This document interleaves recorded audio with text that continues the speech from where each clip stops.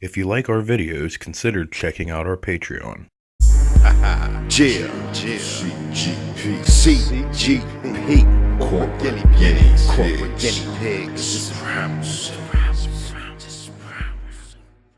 Hey everybody, Gutter here, and I'm here with another Primal Soup retrospective. This time I'm here with Season 6.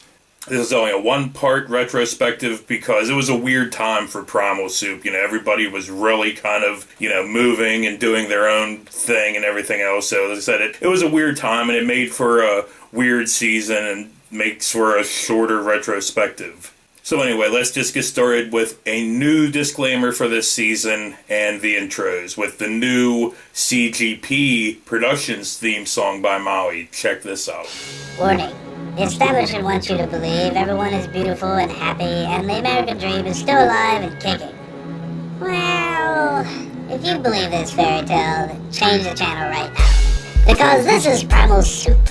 You won't find anything beautiful here, just naked fat men, cynical views, and the unmatched anarchy style of television pioneered by the corporate guinea pigs.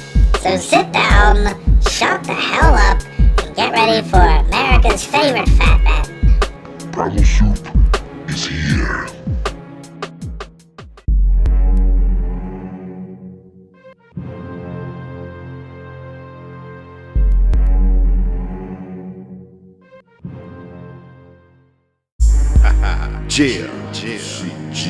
CGP, corporate guinea pigs. In our game, we always stay on top.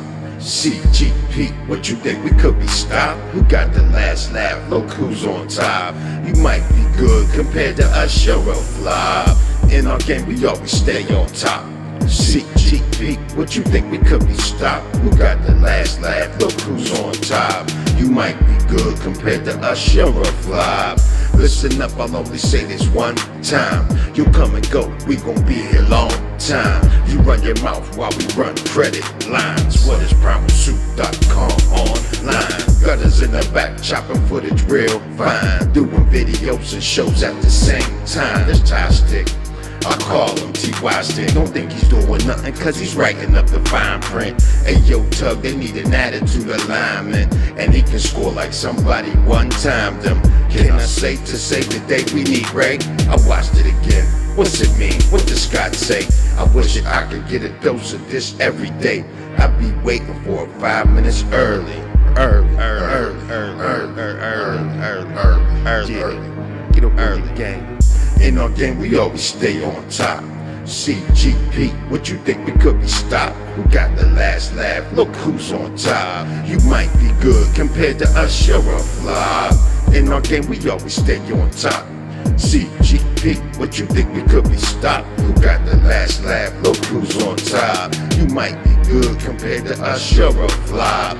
It's getting drastic. Tell them Kennel Nassus. The senses moved in and straight smack booze on a brew quest, but it'll help protest. So we need to go get someone that's down with Mary. She'll throw an axe at your head quick. The last prego don't pass her no good.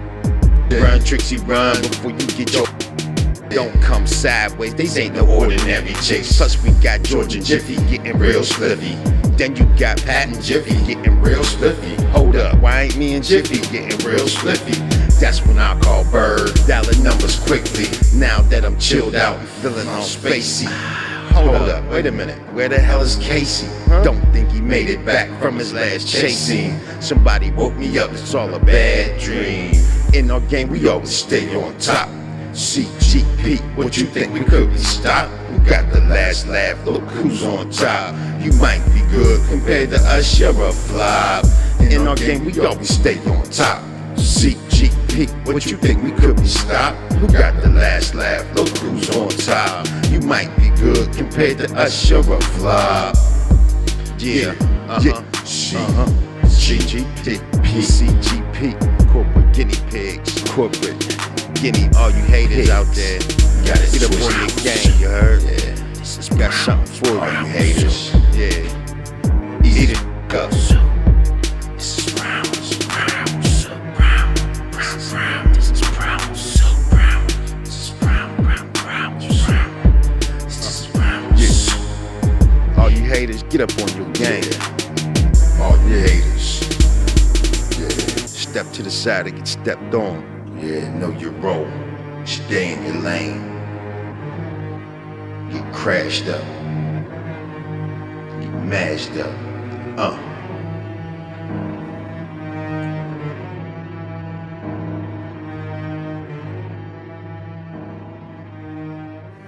So moving on from that, we're moving on to what I think is the final movie trailer spoof that we did, Terminator, Fries for the Machine. There was the Model 101, then the T-1000.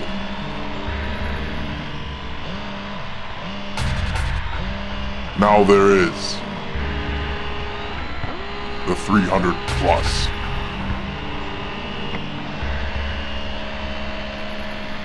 Sent back to destroy all things skinny and their soon-to-be rebel messiah, Jared. After Jared and his health rebels put millions of fat people in death camps, only one organization had the technology to fight back.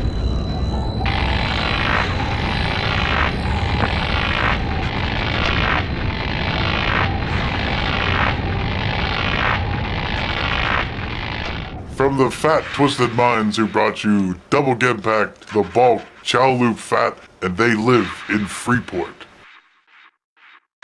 comes Terminator.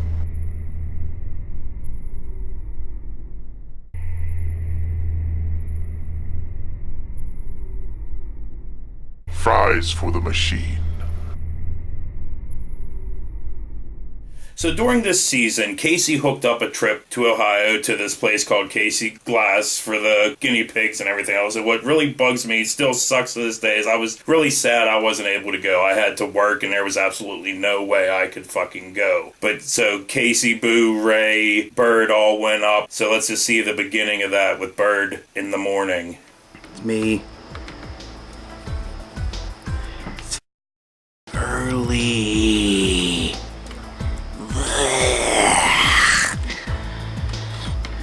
And I'm waiting for Casey because we're gonna go do the deal in Ohio.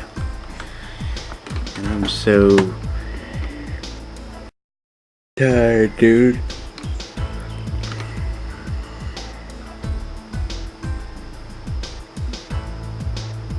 But whenever Casey gets here, it's gonna be great because Boo's with him.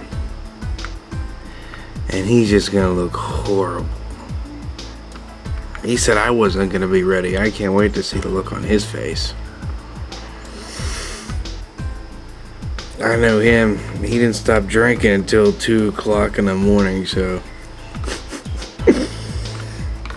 we'll just see who's ready.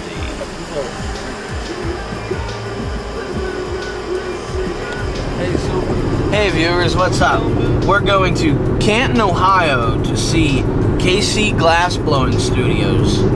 And I got a crew with me today. I got Bird, he's behind the camera right now. And we got our crew boy, Boo. He had a little fun last night, so he's taking a rest until we have to use his services.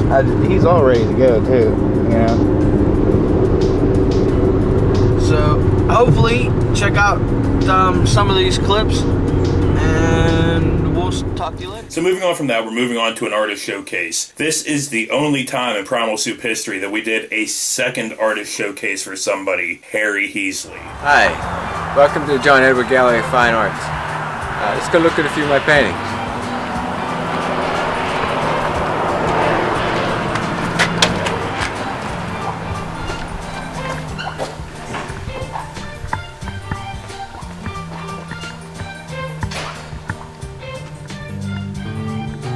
Nicotine, heroin, and cold pipes, blue ribbon. That's how I spend most of my time. People seem to frown upon my particular way of sinning. but I'll take what mercy I can find. It's elementary if you want it to be. If you're that damn simple inside, tell yourself what you want to make yourself feel right, but it's a lie.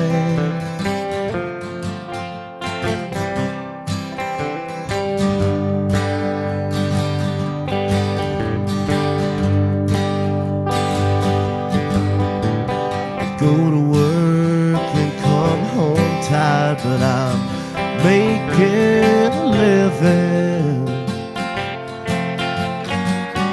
I like to relax in my own way. Who are you to say what I should be forbidden? To keep my demons at bay. It's elementary if you want it to be. If you're that damn simple inside, tell yourself what you want to make yourself feel right. So during the making of Terminator Fries for the Machine, a moment of stupidity happened. George's moment of stupidity.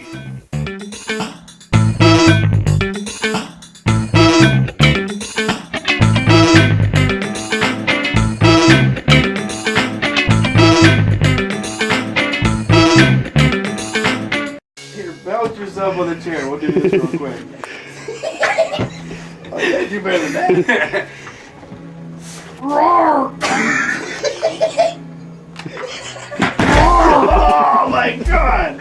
How did you that one? Oh, that hurt.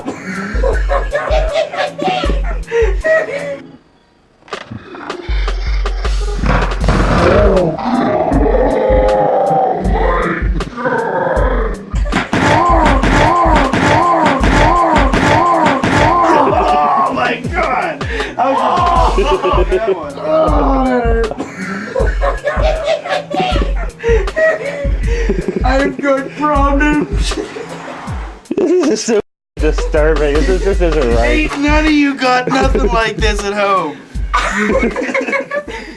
So during this season, Bird hooked up a phone interview with Mike Nelson from Mystery Science Theater and Riff Tracks and all of that. So basically throughout a few episodes of this season, we kept having reoccurring clips of Bird interviewing Mike. So let's start that out. Awesome. Okay. So Bird, Yes. what are we working on today, dude? Today we're working on an interview that we had with Michael J. Nelson. And who the hell is that? You don't know who that is? Of course I know. I was there. Oh.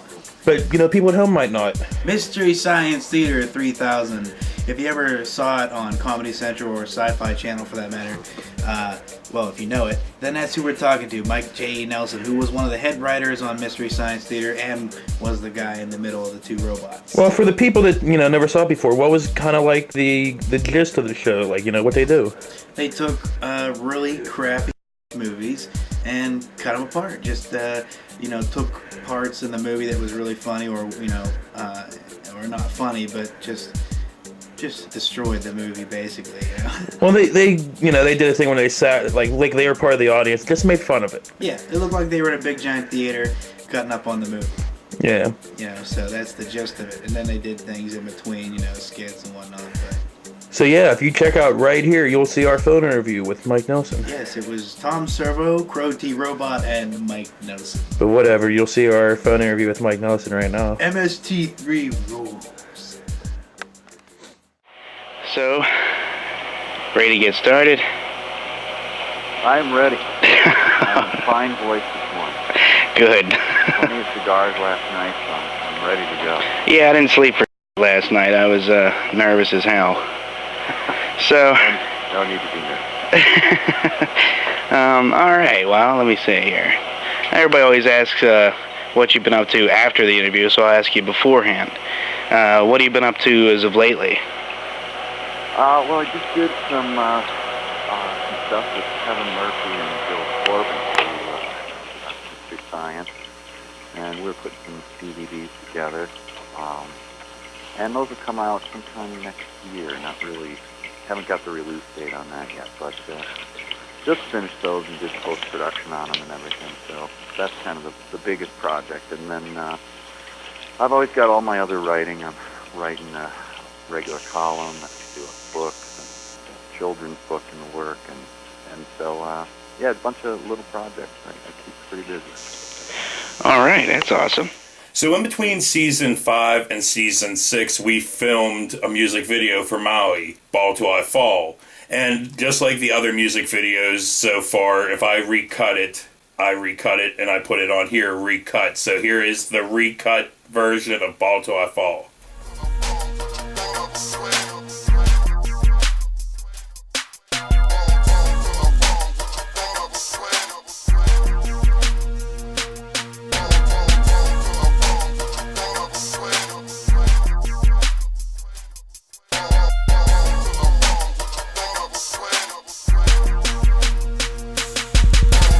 This is for my cats that grind out with no timeouts. On the corner all day like you gotta sign out. Get money for status, get money for the clip now. Out there taking chances, ain't thinking about to sit down. Trying to sell anything that they can get their hands on. Word bomb, burn them for a dime and it's on. Yeah, they got that Cappy, yeah, they got that Yola.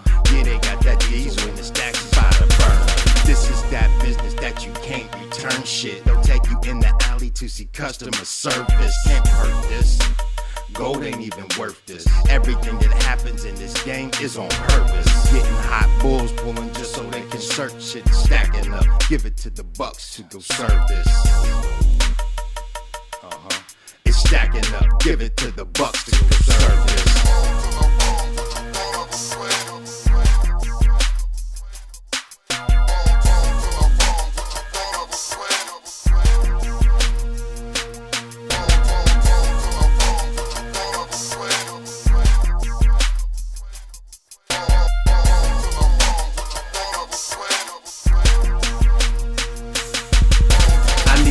Snappers coming dime at a time.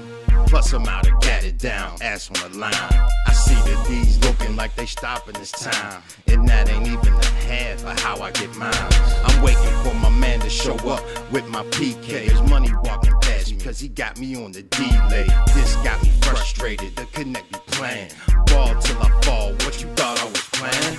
When my sack is right, my grind is airtight. Bell bread, lawyer dough and stash to take flight. I ain't tricking a dime, ho, smashing for free. You better be satisfied with just hitting this tree. Got bail money straight, now it's time for me to stack mine. It's welfare day, and it's looking like a cheese line. Don't front shit, don't wanna fall behind. I ain't gonna say that one more time. Money.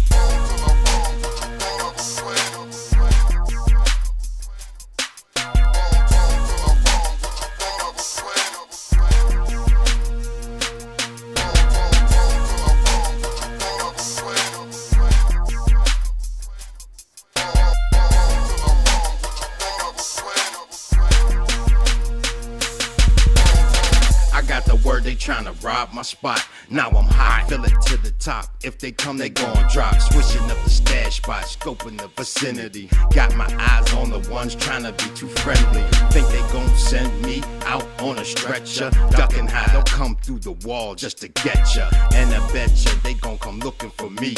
Only over dope, not no sets or territories. Can't get rich putting in work for turf. Switch town, switch hustles on a clientele search. Not many people can make their game rebirth.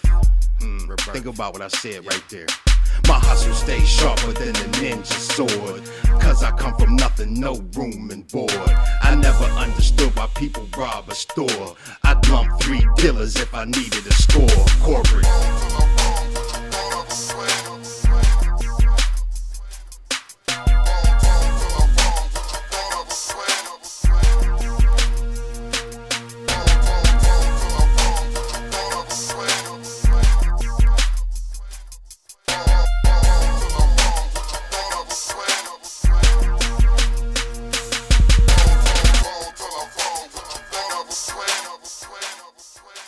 What's funny is during the filming of that, I was joking around being like, man, everything's all fucked up. I'm going to end up living down here in this fucking shithole. Guess what? Me and Trish ended up having to move down to that shithole because of fucked up reasons. But anyway, moving on from that, let's go check in on Casey and Ray trying to find Casey Glass. I don't know, I woke up into a really hairy situation where we have no Keith gas. Anyway, you guys happen to know where Casey Glass is? No, I don't.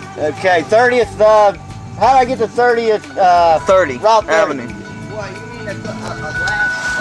A glass blowing studio on 30? It's right off Interstate Right off of 30? You had to go back on West Side and go to 77 South and you'll hit Route 30. Okay. Cool. Okay. How'd I get there? Just go down this road? Or can I go up there? You go up short and go down short. No, you can't go. Turn around and go back down that way and hit West Side and go that way. Okay. Cool. Alright, thank you very much. Alright, so we're going down that way. West Tuss. And go West Tuss. West Tuss. And nobody can pronounce the name of that street, so it's West Tuss. What is the name of the street? West Tuss. Oh, it's right there. West Tuss? West Tuss. So we're gonna go that way.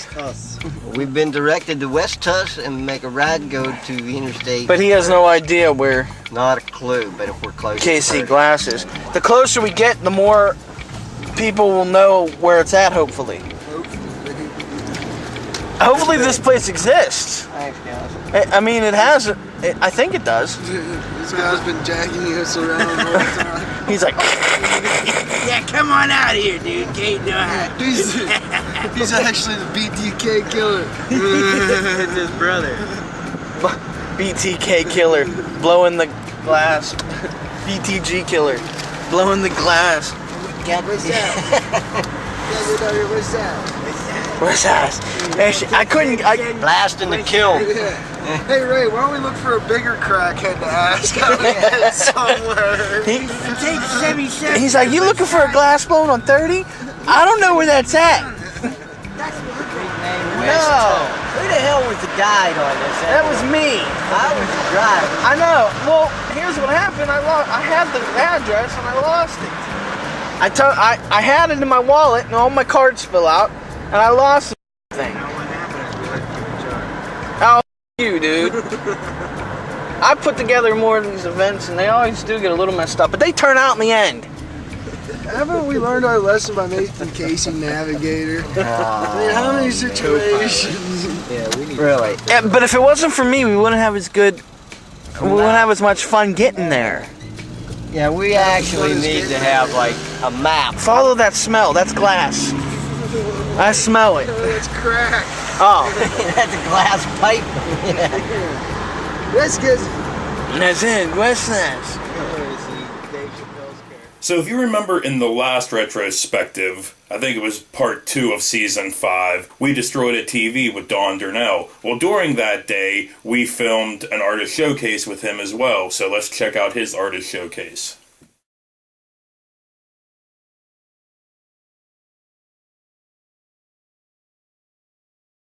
Troubles of the world. This world is spinning like a top. Those that don't hold on fly off fast. Crime and diseases on the uprise, and peace is all in the past. Hate seems to be winning the battle of love, and 11 frown, and there are terrorists plotting on each and every town. Death comes sooner today cause we forgot how to live. Hunger and homelessness is real cause we forgot how to give. Weapons of mass destruction threaten us all each day. I don't want to see the mushrooms, can't imagine the sky dark gray. Kids are forced to be grown before they're old enough to date. We're all sinners and lust, greed, and hate is our bait. We don't leave well enough alone. Look at us, we're cloning. Right this second there's a madman in the lab with his mouth foaming. We'll pay for cloning. It's getting harder and harder for me to see tomorrow. I'm scared as the last time I can remember peace, I was drinking from a our God said be fruitful and always multiply. We are betraying him deeply. Look how many people died. We're missing the instructions to this world. It can't be fixed. Your only hope in this lifetime is to kiss your crucifix. Right now this country is paddling on a troubled river. White water is up ahead. We all should be stampeding the churches but we go to the bar instead. Remember, he bled. I wish no one died in the towers, but I'm glad it took place because we were too relaxed, running around like we were ace. 9/11 only set the pace. Another 4 years with Bush. How could my day get any worse? If they start this drafting mess, I hope it goes first. We all at Clinton for Helen and fornicating. Now Bush got us on thin ice. We're overweight, steady skating. Life expectancy shortens every day. And I just got the news. The threat of smallpox is on the way. It's so hard to stay sane on an insane planet. Sometimes I get high to escape, but I never take the day for granted. Television got the youth thinking big breasts and money is the root to happiness. I can't even watch television with my children without flicking through a French kiss. Hell yeah, I'm pissed. I should get on the roof and frisbee the dish. But I need to watch the news to see if Bush is starting more. Forget the acres and the mule. Give me a vaccination kit. Duct tape and plastic. Ain't that some... We buy anything that the news tries to sell us. We all take the lies with open arms. We never put up a fuss. I watch the news in disgust. We got Y2K, gay on gay, guns and spray, diseases that don't go away, kids with a J, oil in the bay, millions that don't pray, jobs that don't pay, a new war every day, murders taking lives away, abortion is not okay, hate from June to May, terrorists with an AK, homeless sleeping in my hallway, girls that sell LA, cancer from a sun ray, daddies that go astray, crack in every alleyway, presidents telling us it's okay, scientists searching for doomsday, kids can't play, imposter cops on the freeway, gun battles in the school hallways, youth minds in complete disarray, this world is not stable, I can feel it sway, that's why I pray, every day.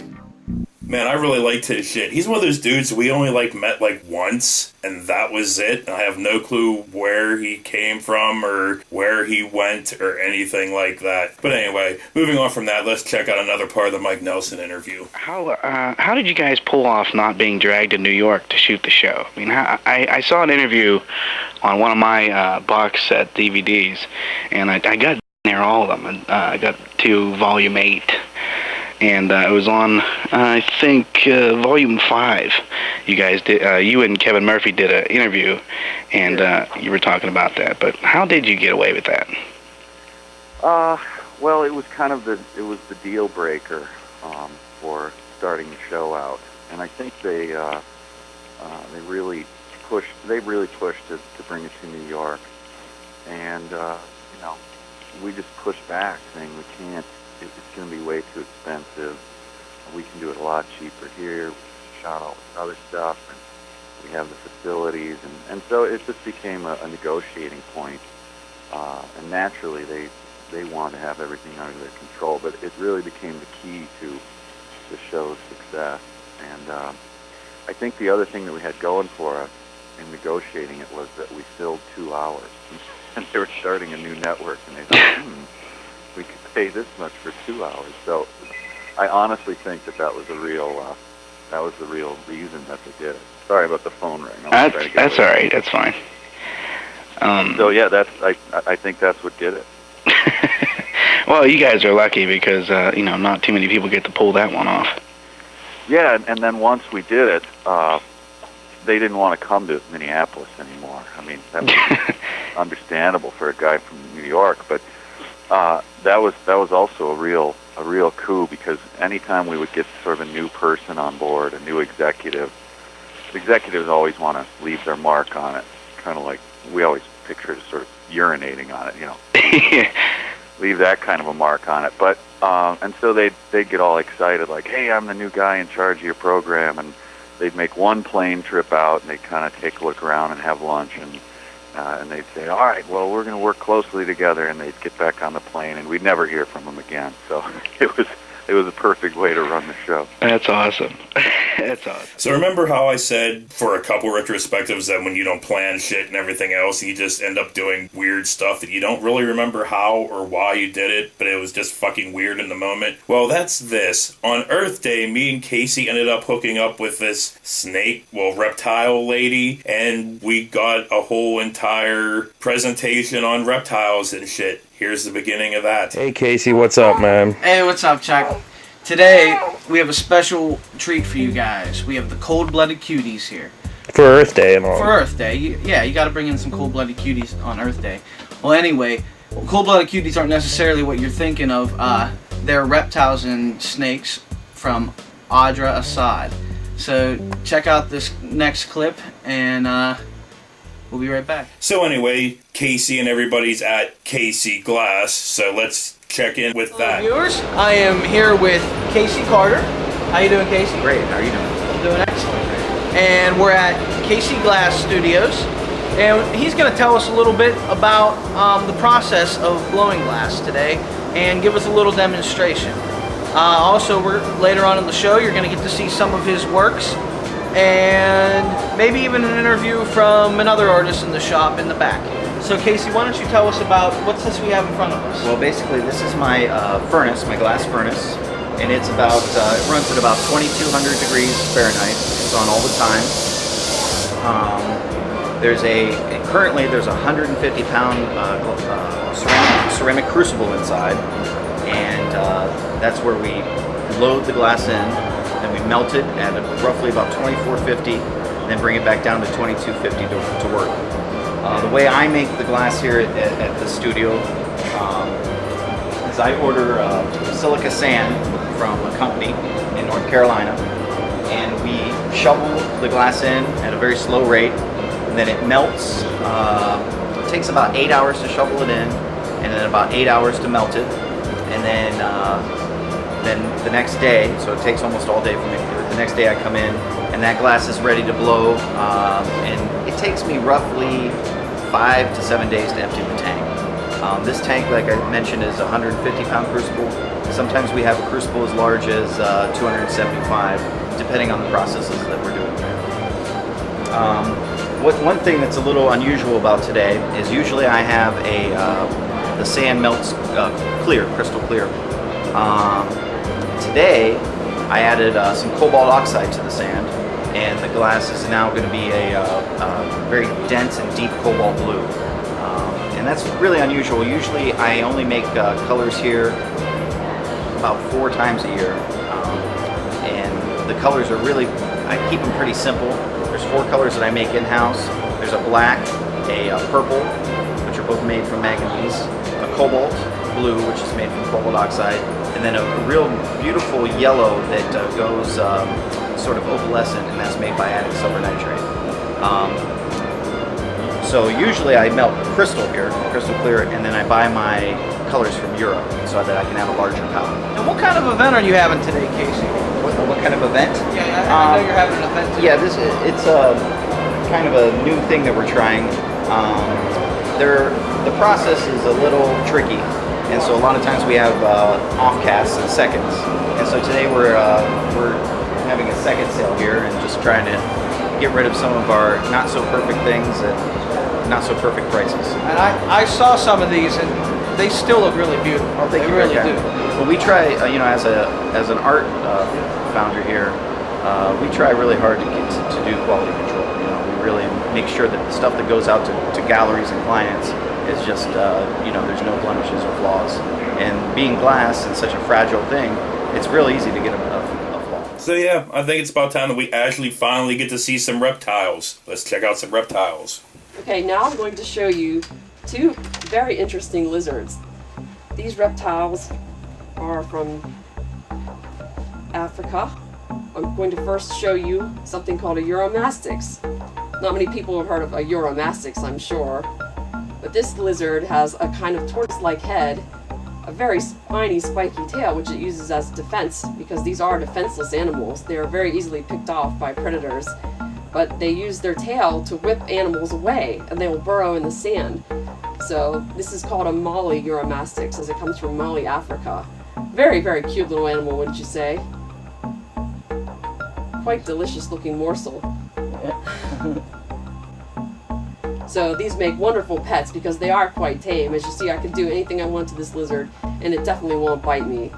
It's a great. This is buckwheat, by the way. Little arms with little spikes on them. Nice little pot belly. That's a sign of a healthy animal. You want some meat there. And they do puff and inflate when they're nervous. So he's a little puffed, but he is kind of a heavy animal here. He's got some weight on him.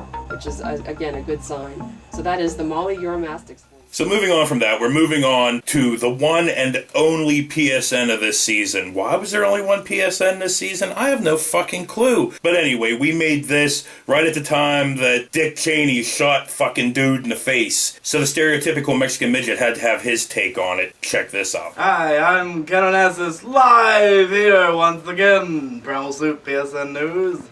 Today you're going to be hearing a story from the Mexican midget. He's live down in Texas, talking about hunting and all kinds of different things with the vice president. You know, what's going on with that.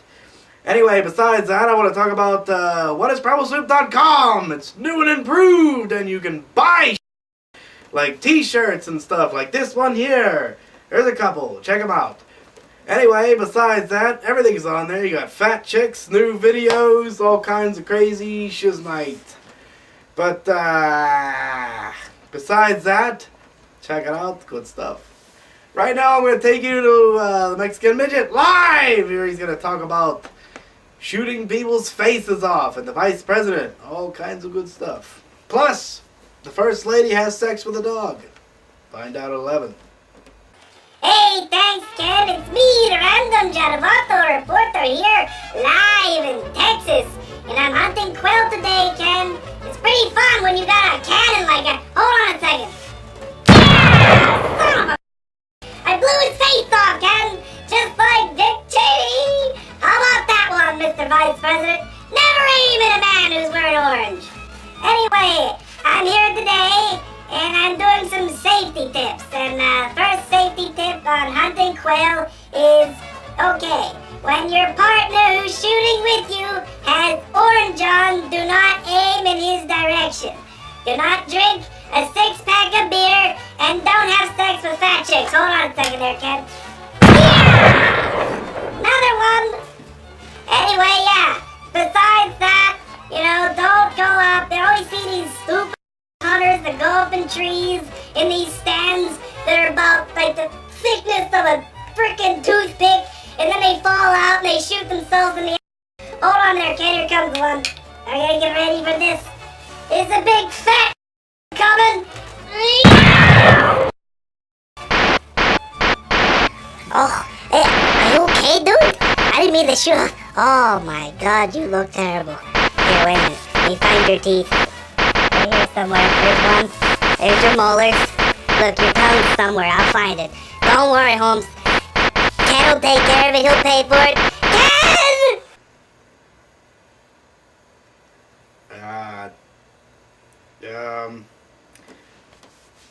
We're gonna go to a commercial or something.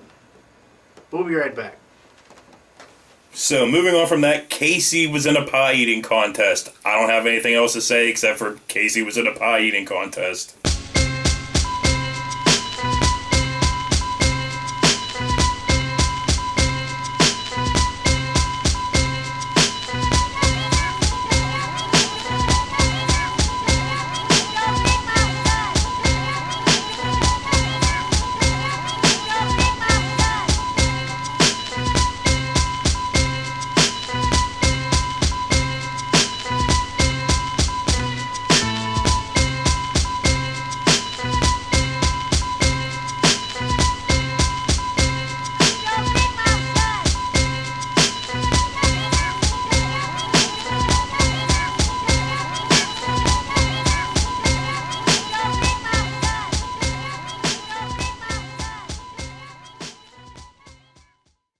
Oh, hey, Primal Soup, what's going on? I just got done with that pie eating contest you just watched, and I want a sleeping bag.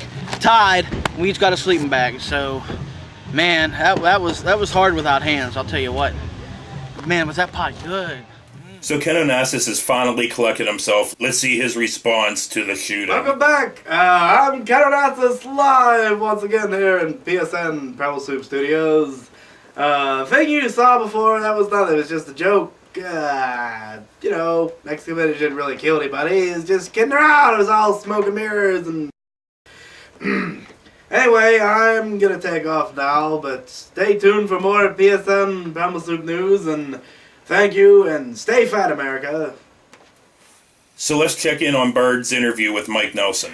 Okay. When you did the movie, and by the way, the movie that you did, This Island Earth, was my father's favorite movie, and it took him a while to get him into it, but after a while, he decided to like that version more than the old version. So that's good, because we heard that one a lot, especially from journalists. I don't know what it is about journalists that makes them like that movie. But they always said, you know, we'd say in interviews, they'd say, how come you picked that movie? That's a good movie. And I'd always say, well, when was the last time you watched it? And they said, well, when I was about 9. So, why don't you take a look at it again and tell me if you're really upset about it? Yeah, really. So that's one of the reasons, though, that we did pick it, was that it was good on some level. I mean, it was great production values, and it had a great look to it. So, you know, I think for a movie, we couldn't, you know, do a feature film having a Coleman Francis movie up there, you know, just a horrible. Oh, Christ, that'd be putting people to sleep. Yeah, so it had to have its own inherent value and then also be sort of goofy. So that's why we chose it. Well, that movie had so many different areas that you could cut up on it. It was, you know, like my dad calls it a classic. I call it crap. But, you know. Yeah, it's. I mean, it is a classic to a lot of people, but there's a lot of classics that don't really bear up under time, and that's just one of them. So let's go back and check in on KC Glass. Furnaces here are only turned on when I'm about to work. These both run in temperatures ranging from 1,000 degrees all the way up to 2250. And they're basically how I reheat the glass so I can form it. The glass, after I take it out of the furnace, would cool down to a hard substance that, like we know as glass at room temperature, probably within a minute. So I always have to continuously reheat the piece. Some pieces take up to an hour to make, so you know I'm reheating them constantly, getting them back up to temperature, selectively heating portions of them so that I can just move that board around. And so that's what these are. These are only on, luckily, when I'm making the glass work. The furnace is on 24 hours a day, 7 days a week, which really consumes a lot of energy here. So we have a large energy over. So moving on from that, we're moving back into the Snake Lady, and Casey's actually in this segment. We're going to talk about some fucking snakes. Hi, my name's Audra Assad, and these are two of my favorite cold-blooded cuties. This is Sunshine. She's an albino Burmese python. For those of you that aren't familiar with the more common snakes, these are commonly kept as pets because they make wonderful pets. When they're handled, they become really tame, although they also become really large. So if you're thinking about purchasing one, you definitely have to think if you're going to have the space requirements for them. Sunshine's not even a full-grown adult. She's just a youngster. She's a young girl, so she has a long way to grow yet. And this is Big Boa. She may look big, but she's not nearly full-grown either. She can grow to be 15 feet long. So she's really a small boa, but we call her Big Boa because we've got another one that's Little Boa, so she has to be Big Boa. And she's checking out Casey. These animals are specially trained, though. They have never bitten anyone. They go around and educate people, and we talk about how to learn handling snakes. And a word for those of you that want to handle, we suggest with larger snakes that 2 people always be present when handling. So you can see how beautiful her markings are. Boas like this are native to Central and South America, where they are very useful in helping maintain crops as they eat a lot of the rodents. So they're something that shouldn't be killed. They're actually very valuable animals for us, and there's a lot we can learn from the boas. Beautiful. We've got a lot more. I keep about 40 at any time, so 40 different snakes.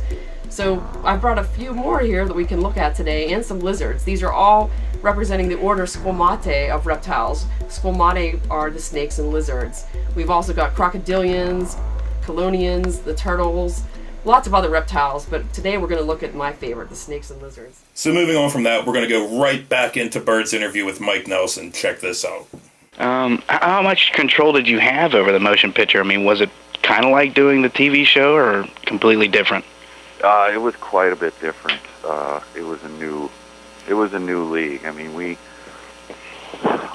had a couple executives on it, and this was not like the TV show where they kind of came in and didn't bother us anymore. This was kind of all they had to do, and they were maybe a little bit younger, and so they really needed to make this one, and we had to convince them of a lot of things, and they wanted to push for things that just didn't make any sense, and it didn't seem to count at all that we had done this TV show successfully, and that this was, you know, basically the same thing, sort of, you know, polished up, spit shine for the screen, and that didn't matter to them. So it was not fun, to be honest, and I don't think, in the end, I don't think it was worth it. It sort of sapped a lot of our energy, and you know, and then it didn't, obviously wasn't a success.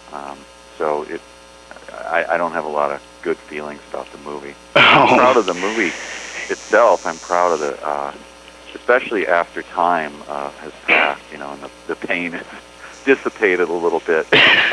People really like that movie, so that makes me happy. Well, yeah, well, it came out, I think it was here in the theaters from like a couple days, and then they took it off, which I was pissed, because I never did get to see it in the theater, so that was upsetting. Yeah.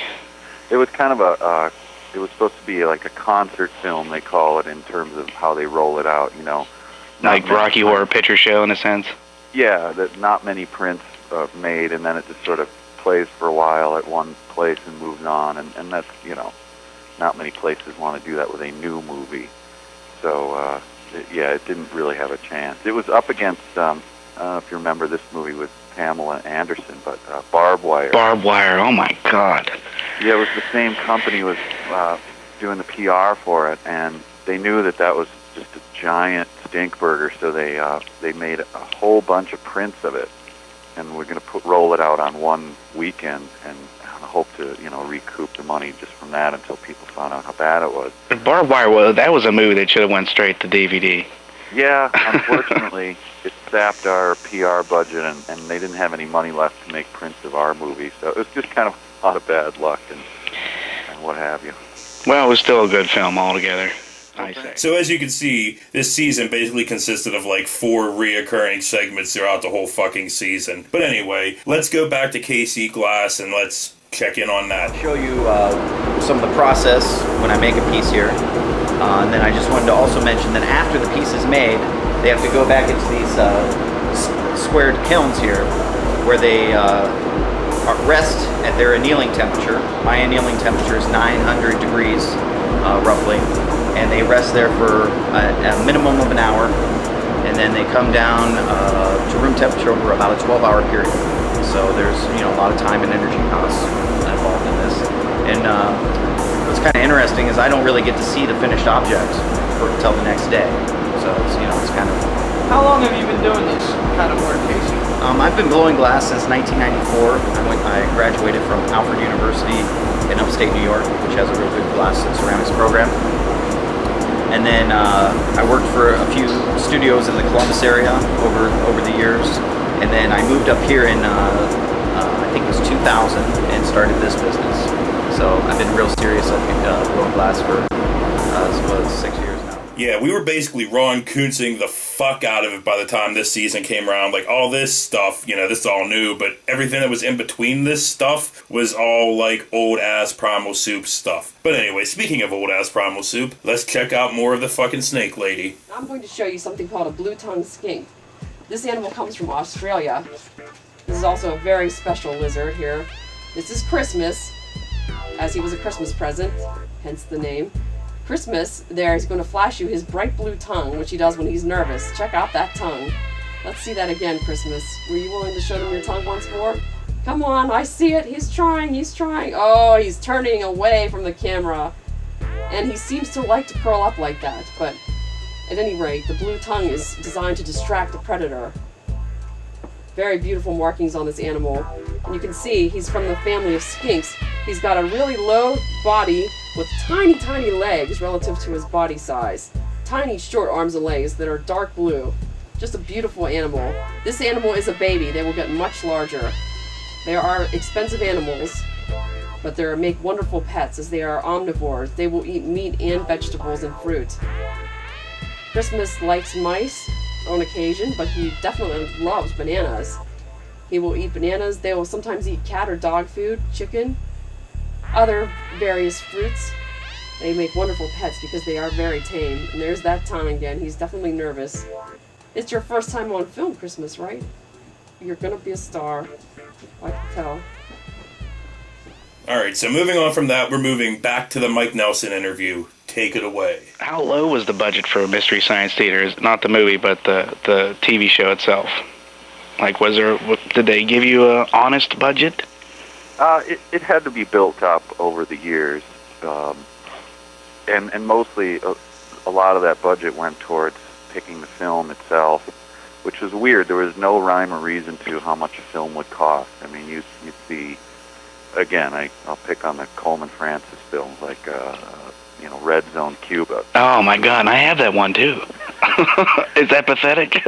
Yeah, well, a lot of people love that one. I can't, I have just too many bad memories of it to look at it fondly. But I think I can watch it once and then put it away for a little bit, and Yeah, Frank Conniff, who obviously was on the show earlier, he picked that movie, and he was a real champion of it. Even after we did it, he just loved the sadistically bad qualities of it.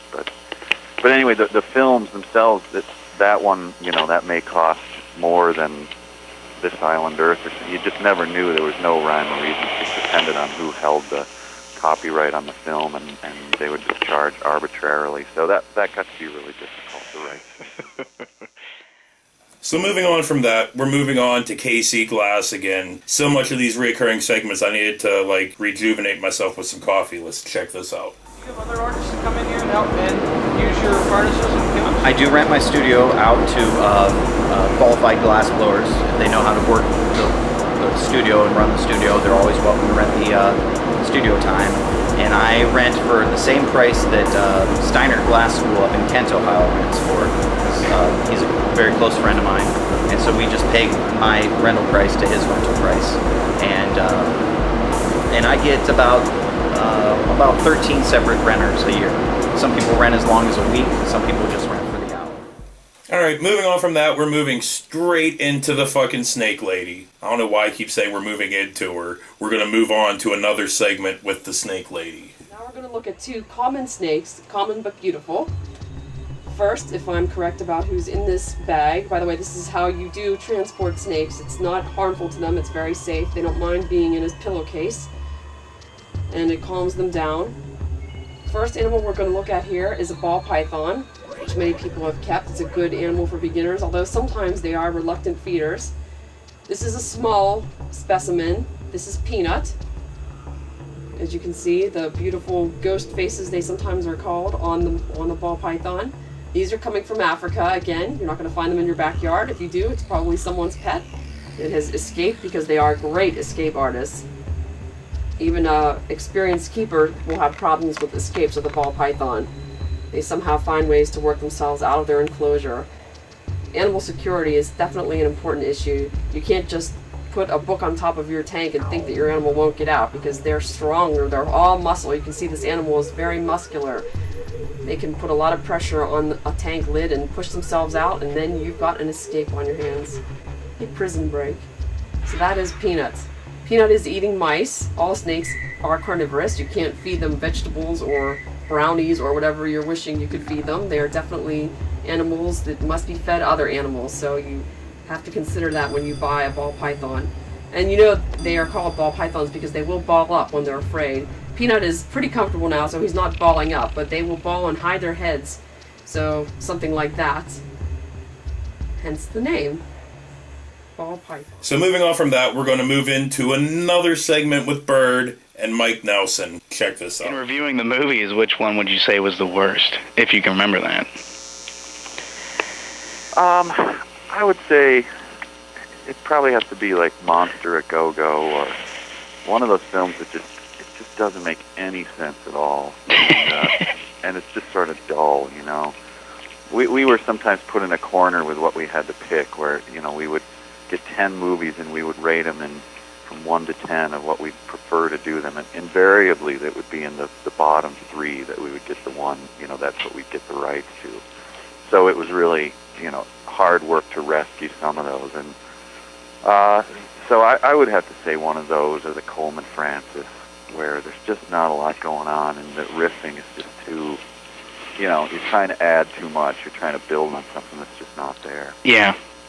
Well, so I'd say out of everybody in Primal Soup, The Last Sacrifice was one of our funniest ones that we liked, personally. Oh, yeah, that one... Rosdower. Rosdower, yeah. Yeah, that, I actually recall we might have even had fun doing that, which is rare. See, I wanted to get, I also want to do an interview with Kevin Murphy, because I've always said that guy has the best television voice ever. You know, I mean, just... yeah, he does. And we loved, it just cracked me up that it came out of that, you know, tiny little robot, and it's such a great comedy tool to be able to use his big baritone voice. And he's really, in person, he actually is very loud, too, and he's sort of a giant physical presence. And the best singer, I would say. Oh, yeah, by far. There's no question about that. He always had some good ones in there. If you do want to interview him, I'll make him interview with you. I'll hook you up. Yeah, I really wanted. I think I emailed his website a couple times and asked him a couple times. I told him, I said, I want to be a pain in the ass, but you know, I got the same question. Would you do an interview? But last time I messaged didn't go through, so I'll force him to do it. Oh, I appreciate that. I'll email him. Yeah, tell him we're good guys over here in Pennsylvania.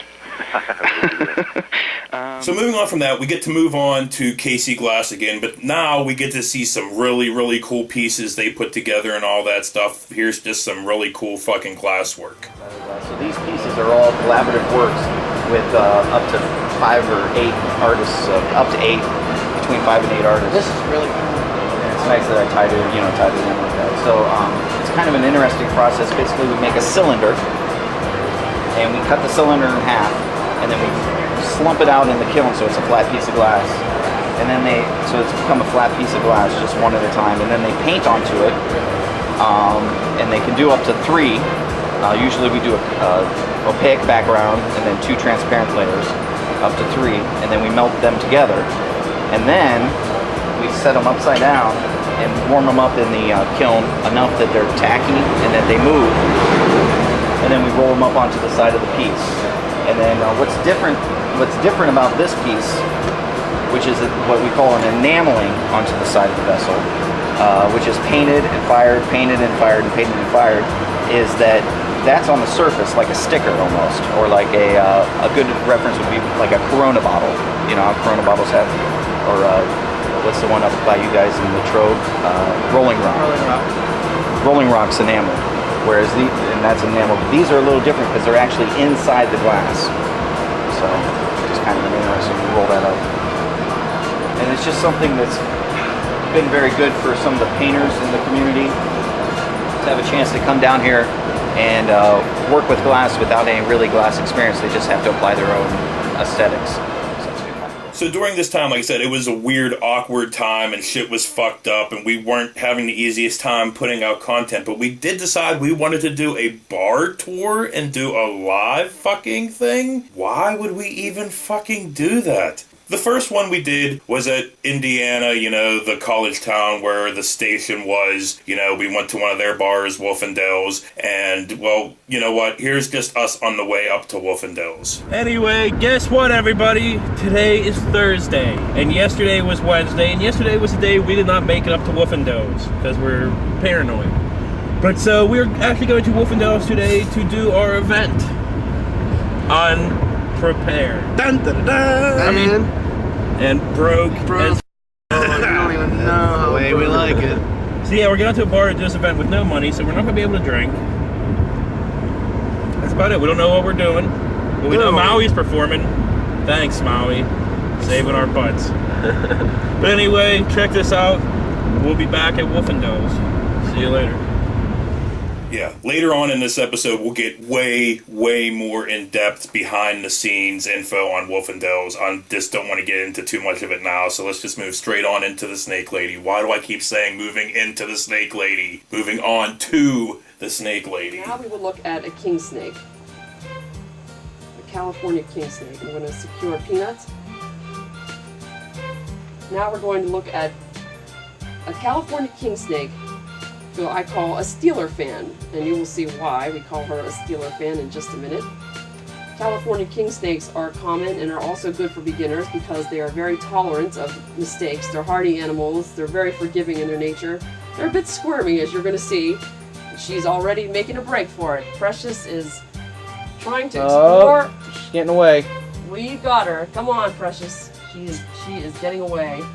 She is very wiry and likes to explore and kind of hard to control, but I'm going to get her out of here safely. And there you have your Steeler fan. Black and gold all the way. California king snakes come in a variety of patterns and colors that are very beautiful. They're generally tame, but they must be housed separately as they will eat other snakes. They've been known to feed on rattlesnakes. They are immune to the venom. They're king snakes because they are the king of snakes. They will eat other lizards, mice, so you must be very careful if you're going to purchase one. But they don't require a lot of heat or humidity. They make wonderful pets, but again, you've got to be careful and house them separately, and because they are also quick-moving snakes, you've got to keep an eye on them. As you just saw, we almost had an escape here. Precious will grow to be about 6 feet long, so they're not large snakes. They are powerful constrictors, though. And you can see Precious is very special because she's got a smiley face on her head. I don't know if you can see that. Yeah. See the little smile? Precious, my girl. Who's a precious beauty? So moving on from that, we're moving back to the interview with Bird and Mike Nelson. Do you ever get tired of talking about Mystery Science Theater? I mean, there's like a couple 100,000 people ask you the same questions over and over again, but do you ever get tired of talking about it? No, I mean, it doesn't happen that often. I don't, when I do interviews, it's kind of, mostly about Mystery Science, which doesn't bug me at all. That's, of course, what, that's the biggest, most visible thing that I've done. And the only thing that I find troubling is that sometimes I'll read an interview from long ago and I'll look at that answer and go, wow, was I high that day? That's not how it happened. So now I'm worried that I just don't answer anything accurately. But luckily Kevin and Bill are there to say, Mike, no, But no, it doesn't bug me at all. It was a fun time, and I have nothing but good memories about it. So talking about it is, it's fun. So moving on from that, we're moving on to Casey Glass again, but this time we're meeting a new dude, and we get to see some of what he does there. Let's check this out. Hello, Joseph. How are you? Good. I'm here with Joseph Close, and we're at KC Glass Studios still. And he works in the cold shop as well as you blow some pieces yourself. That's correct.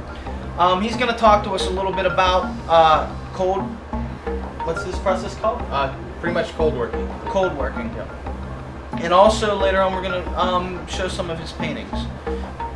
He is a fine artist, and why don't you tell us a little bit about what you do at Casey's Glass? Basically, I assist Casey in actually making a lot of these pieces, and I also do some of the glass blowing. I've been doing it for about 3 years now, so I'm not able to make the larger pieces, but I do assisting, and I also do some enameling on glass. We're getting into this, a new process for me and Casey, so we'll work together on making the vessel, and then I'll come in later with powdered glass pigment, layer it on, and then we fire it several firings at 1200, 1250, and that's basically it. And this particular piece has to go to the cold shop to grind the base and the bottom of this vase, so that later on we'll then use a high industrial glue to glue these together. This is kind of more of a whimsical piece. We generally stay with these more traditional shapes, but this one, the subject matter is a little more. I noticed that on the front of that, it's really neat. What inspired you for that? Where do you get your inspiration for a piece like that? This one came by looking at the glass vessel itself. I just got the idea of, I was doing a lot of these images with eyes and whatnot, but the sort of whimsical nature of this abstract nature kind of fit the piece, because the piece is more abstract than a lot of the other pieces here. I'm going to say for this one is more traditional, clean, symmetrical shape, as this has a little bit of movement to it with these bits that we added on. And the base has some movement as well. It is beautiful. It is very pretty. So moving on from that, we're moving on to Wolfendoes, and all I can tell you is just pay attention to how the way we portray this happening through this, because we make it look like, oh, everything went great, everything went fine. It did not go great, and it did not go fine, but you have to wait to the end of this episode for that. So anyway, back to Wolfendoes, where I'm giving it a glowing fucking review. Hey everybody, we are here at Wolfendoes here in Indiana, Pennsylvania. Really cool bar that hooked us up, let us come here and do our thing. So, you know, go and check them out, man. They got all kinds of drink specials, girls dancing in cages, all that cool stuff. Go to Wolfendoes. Wolfendoes! I can't hang out here anymore. I'm going to go inside. It's so cool. So anyway, moving on from that, we're moving straight back to the snake lady. Are the lovely Western hognose baby snakes, which just make wonderful pets. These are babies, as you can tell, but they aren't very large snakes, so they don't get much bigger than 2 to 3 feet. They are called hognose because they've got that wonderful rostral scale there, that upturned nose that they use for digging in the wild. They dig through the sand and the soil to get toads and other items of prey. Actually, I've got another one with me. They are remarkably tolerant of handling. One of the tamest and most docile snakes. They are just so cute, you know, I sometimes can't resist. Oh my god, oh. No, I wouldn't advise doing that, but as you can see, they won't try and bite me. So I really hope you like Mike J. Nelson, because here's some more. How much trouble was it to get the rights of the movies? Was that a pain, or was it pretty much easy to get anything you wanted? No, it wasn't easy at all. It was pretty difficult, especially once the show got a little bit of notoriety and people knew what the movie was going to be used for, and then it became really hard. More difficult.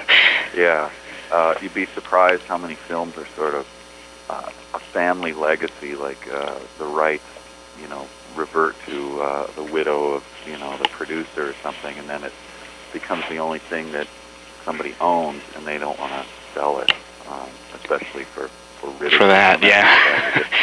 Yeah, see, I saw the thing on Time Chasers when they actually invited you to see the film that you redid, and totally didn't know what to expect, or didn't know what was coming. But that must have been a hard situation to be in a room with those people after that. Yeah, it was funny talking to the guy afterwards, and he was a good sport. But there was also one person who he was obviously kind of the clown of the production, like they all fondly thought of this guy, and he was in a very small role, and we ended up cutting him out completely. And that was just apparently devastating for this guy. He was looking forward to, I can't wait to see what they say about me in that one scene where I do this. He's just not there at all.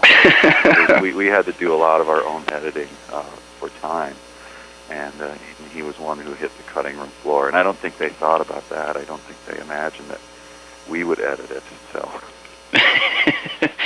No. So moving on from that, we're moving back to Dude from KC Glass. Check this out. What are some of the tools that you use when you... We use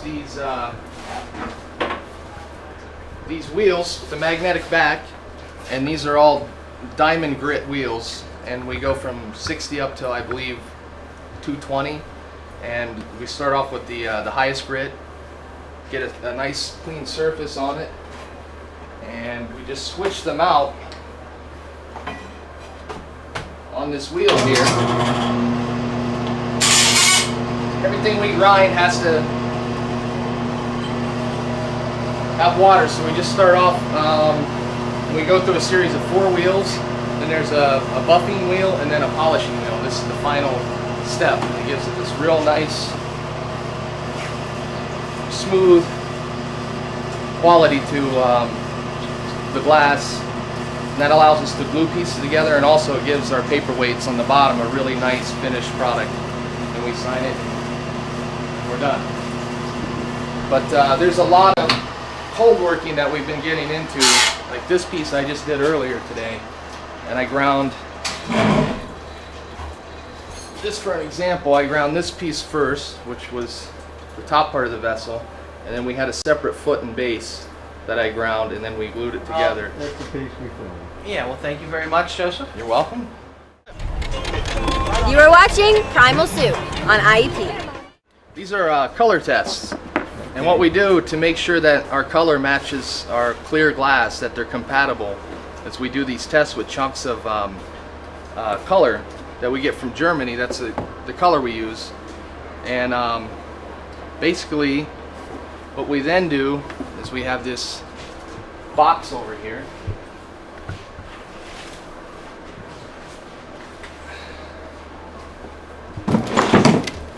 that we have rigged up. You guys are film guys. What is the lens? Yeah, the what's that called? Optics? The filter? Yeah, the filter. It's a polarized lens. Oh, polarized. okay. Polarized lens.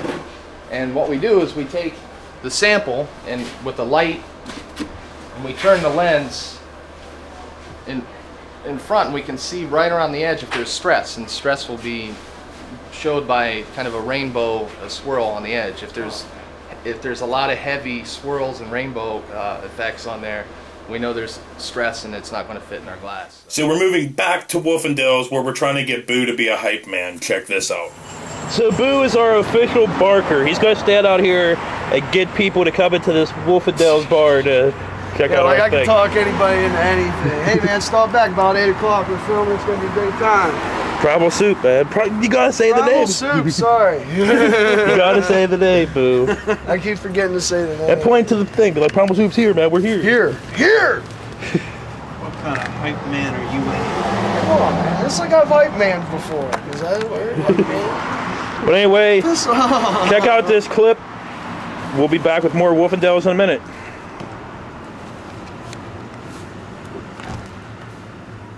All right, moving on from that, we're going back to the snake lady. We're going to look at an adult female, normal hognose, western hognose snake. There are eastern and southern hognose, but the western are the finest for pets. This is Happy, as she always looks so happy, doesn't she? Get a close-up of that adorable face. Always smiling. Who's my happy girl? I love Happy. So moving on from that, we're moving back to Bird and Mike Nelson talking about the Sci-Fi Channel and all that shit. Check this out. What year was it now? I was trying to look up on the internet for it, but since I was watching the Sci-Fi Channel and not realizing that the show was actually canceled the whole time, but it was still running on the air, I couldn't figure that one out. How did it go without a contract? Well, it was, we went from sort of season to season with the Sci-Fi Channel. And, you know, you always hear the rumbling first of, you know, the company's going to be sold, or this is going to go down, or they're going to fire this guy. And when they fire someone, you know, the highest person, you pretty much know you're gone. I mean, Yeah. we really didn't have any illusions about that. We kind of figured that that would be our last season regardless. You know, and it worked out to an even 10, so we just, we assumed it would happen, and it did. What was funny, though, was that the person who is in charge, I think she's still in charge of the Sci-Fi Channel, she really apparently hated the show and wanted it gone. So she came on board, and she Well, that's not good. yeah, get rid of that puppet show, and so we thought when we're canceled, like, okay, well now the show's going to run for, you know, the shows are going to air that we've already produced, and that's going to be it. Well, and it ends up running for like 4 more years on their network, and it just struck me as funny. Like, if you hated the show so much, why didn't you get it off the air? Hey, because they had nothing else besides Twilight Zone or one of those other. And I think, you know, once again, we fill 2 hours. Yeah. We're a good TV value. See, that's what pisses me off about Comedy Central, because now they have nothing. They used to have Kids in the Hall, they had Mystery Science Theater, and it was a good lineup. And now they have Mad TV and a little bit of stand-up and then Mad TV again. And it's just repetitive over and over and over again. And, it's sickening because I think, myself personally, ever since Mystery Science Theater left the air, TV's just sucked recently. It's just... I think Comedy Central really sold out to the sort of... the really crude side and went for the really young audience thing. And once it became branded as that, I don't know how you can ever get it back with anything. If I was running a comedy channel, I would have maybe blocks of stuff where there were some times where you could watch Laurel and Hardy and the Marx Brothers. Yeah. Comedy. Chaplin, Stooges. Have your new stuff too. But they really sold out, like the network sort of monolithically. We're going to have just raunchy stuff from day to night, day to night. And so I don't know. I don't know how they get their footing back now that kind of the South Park thing is, fading down a bit. And so, I don't know. Really fading. Well, anyway, let's head back up to Wolfendos and check out how it's going out there. What was that, Boo? Once the other 3 people show up, the Primal Soup affiliates, I guess you could call them, once they show up and start drinking drinks on a tab, which we don't know if we have to pay for yet or not, he might not be too giving with the drinks. But yeah, we're gonna pull a Blues Brothers. We are gonna pull a Blues if he stops us. We're gonna go out there dancing backwards. Tyler. Bird. Tyler. Joe. Minus the glasses. Minus the glasses. He thinks he's attractive now. Everybody's attractive standing next to you. Yeah. You ugly. You look like Gary Bogle pooped you out. Dude, that's it. I'm done. I'm out. All right, so moving on from that, we're moving to how Casey got the guinea pigs kicked out of Casey Glass. Check this out. I'm with Casey, and he's about to show me a, well, what is this piece? Well, this is a hand-blown bowl, and it has this very expensive red that we make here, made out of gold oxide. So it's very expensive. Where's the red? This red right here? Yeah, this red here, and it's... Oh! I'm gonna have to ask you. Thank you for the interview's over. You know what? I'm sorry. I'm sorry, Casey. I'm sorry. Well, it looks like we... Dude, man, you blew it. Oh, man. What am I going to do? No, it's expensive. We can't afford that. I don't even know if he's going to let us use our footage now. We got all that footage. It's... Get out of here, man. So as you can tell by our bad acting friends, that was totally set up and everything else. So anyway, moving on from that, we're moving back to the Mike Nelson interview. Check this out. Thinking about it last night. Is there a chance that we'll see Mystery Science Theater on TV Land along with Sanford and Son and All in the Family? that would be funny. I mean, there's a lot of shows that they didn't get their due when they were on originally, and then they do run in sort of those graveyard shows, and people end up loving them more or just as much. And so I wouldn't mind that. It'd be funny to be 60 years old and see the show on, and go to a boat show and be able to sign autographs and when I'm older. But it's possible. I still think always as far as rerunning it, the rights issues with the movies will forever haunt it, If anybody would want to rerun them, actually rerun the episodes, then how would you go about that? Like, who would you talk to? Best Brains, or who? Yeah, Best Brains owns them all, and then the only issue, would be the rights to the movie. Yeah. So that would be a pain.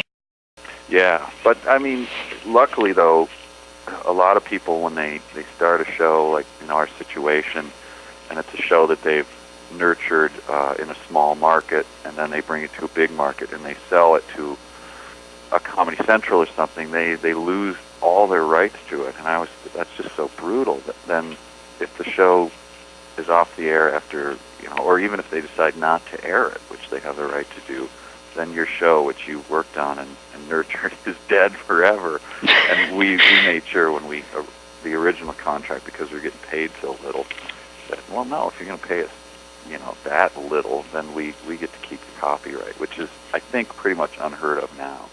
So moving on from that, we're moving back to Wolfendales to see Maui's performance live at Wolfendales, because I basically just took snippets and manipulated the CD version of the song to make it seem live and cut all this stuff in and all that stuff. So let's see Maui live at Wolfendales. Yeah, just to let y'all know, Primal Street's in the house, and this is that song. This right here, this song right here I made just for them. Yeah, this is just for Primal Suit right here. Yeah, this is Primal Suit. This is one wild bunch of crazy truth. Let me give you the scoop. This is Primal Suit. This is one wild bunch of crazy truth. Let me give you the scoop. This is Primal Suit. This is the show that got everything you need in it. Cats that's drunk, passed out in the chair, plus the heat in it. Birdies doing time in the bing. Casey's on the street taking a dump, wearing nothing. Boo has no thirsty. Trust me, we ain't bluffing. What's wrong with a tractor? I don't know. It's always something.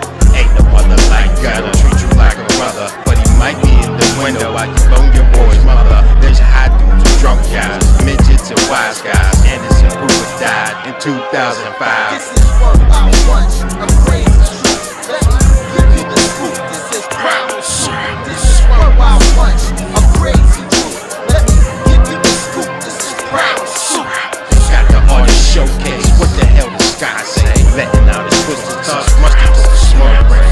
Dudes on the dating show just to try to bone a babe. Area between black and white, that's called a gray. On the Renegade, my nigga. Sarate. If you drink beer in the place that you live, then you might be a conservative.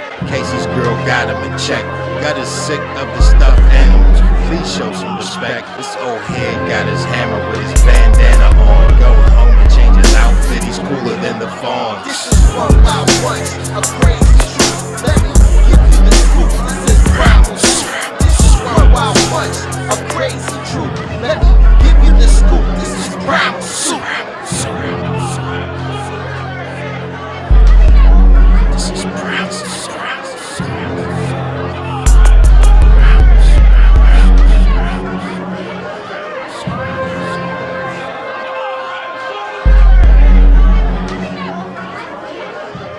Man, it's crazy how okay I made that experience at Wolfendales look, but you will learn in a little bit how fucking poorly it went. So anyway, moving back to the snake lady. The next animal I'm going to show you is very unique.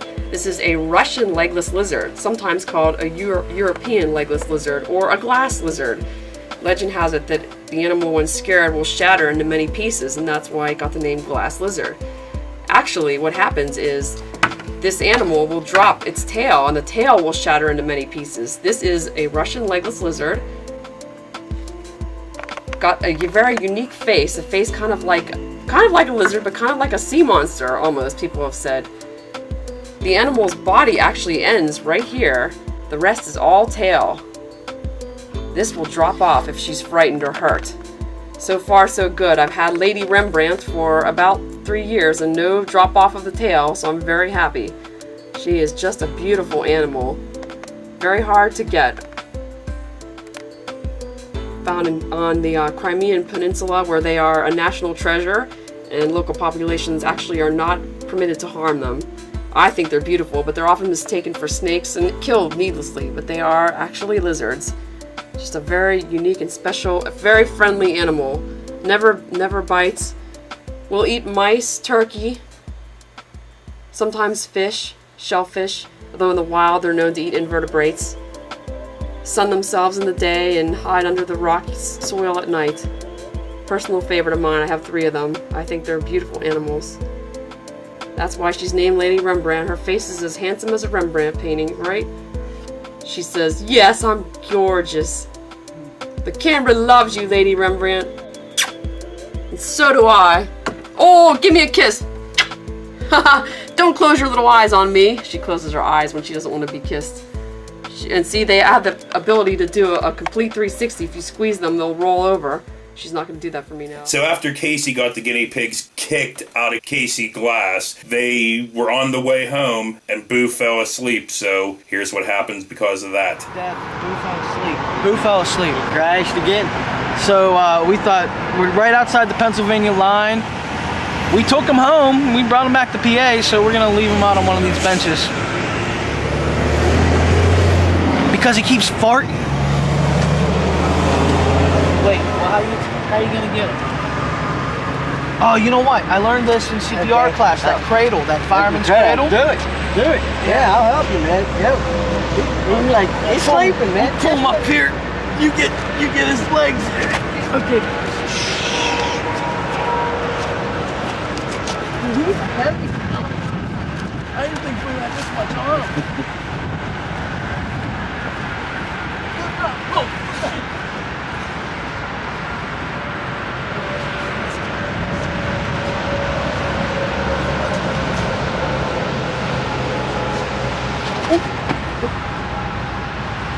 Okay, dude. Let's go. Let's go. See you, Boo. We're going on, buddy. Bert, come on, come on.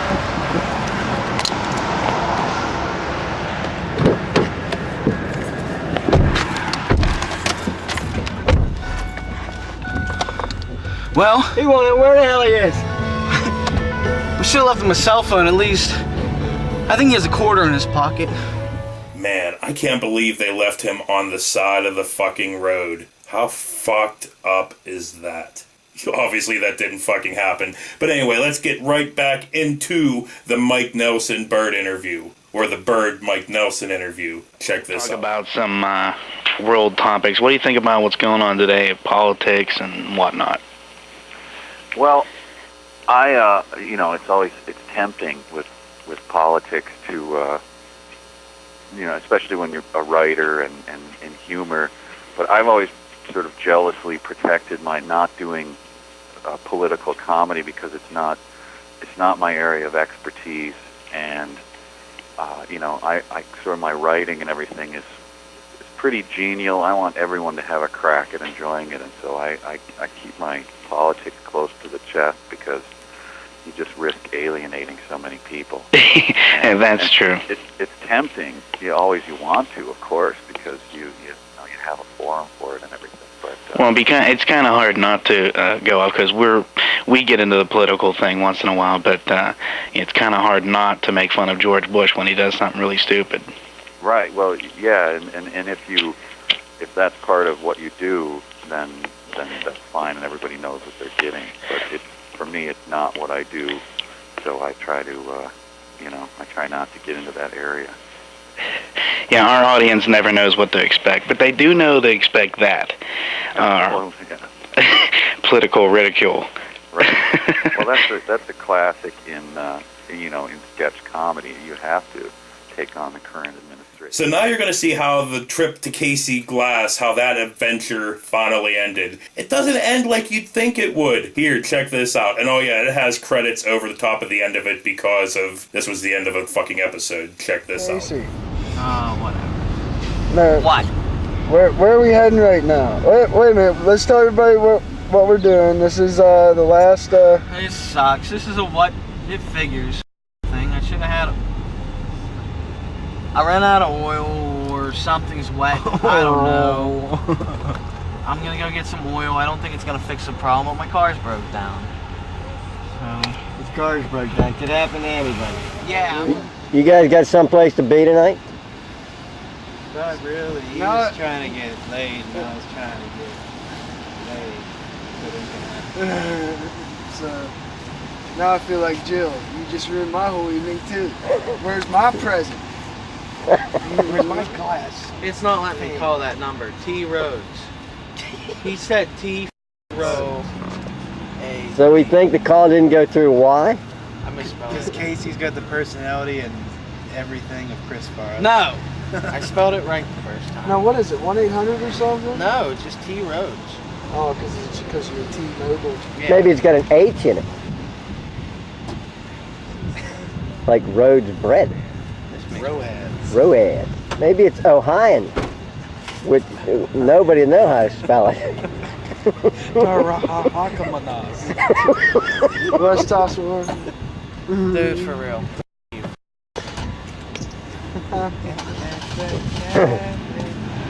Thanks a lot, Catherine Zeta-Jones. He's saying bad words.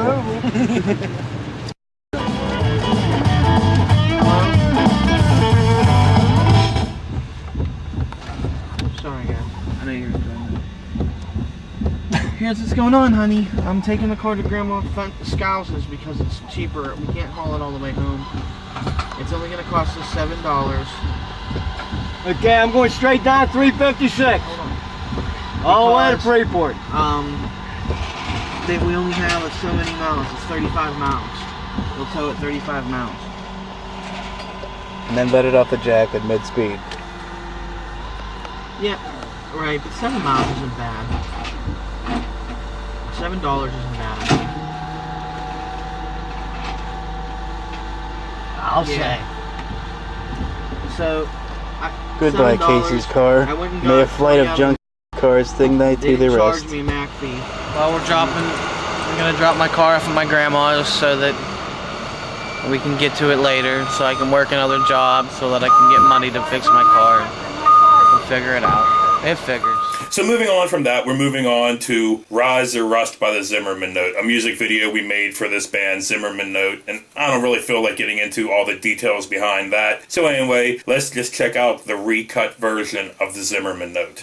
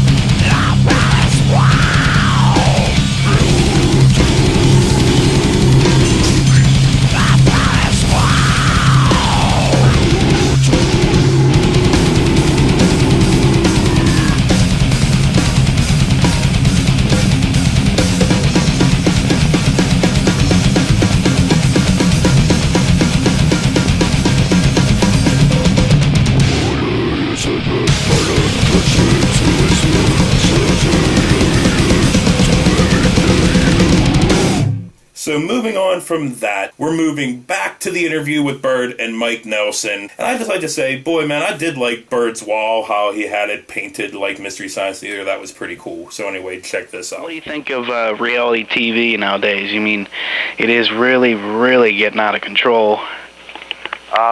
I have since the very, very first days of reality TV. It is, I don't know, it's just something physical, inherent in my being. It makes my skin crawl. I honestly, I can't watch it. I would rather be hit in the head with a frying pan than watch 5 minutes of reality TV. Well, it's funny because they call it reality, but it's so set up, it's unreal. I mean, it's scripted, and you can't call it reality when things are scripted, things are placed perfectly together, and people have scripts to read off of, and that's not reality. It's not reality at all. And yeah, I think what they mean by reality is it's just a code word for, we didn't actually pay a writer to do this. We paid the producer to sort of coach the people. I've seen it, and I was asked to write for one, in fact, write for a reality show. I thought that was funny. But years back when it was really starting, and I would go out to L.A. to pitch TV shows, almost everyone you'd go to would say, "Oh, we're actually not looking at scripted shows right now."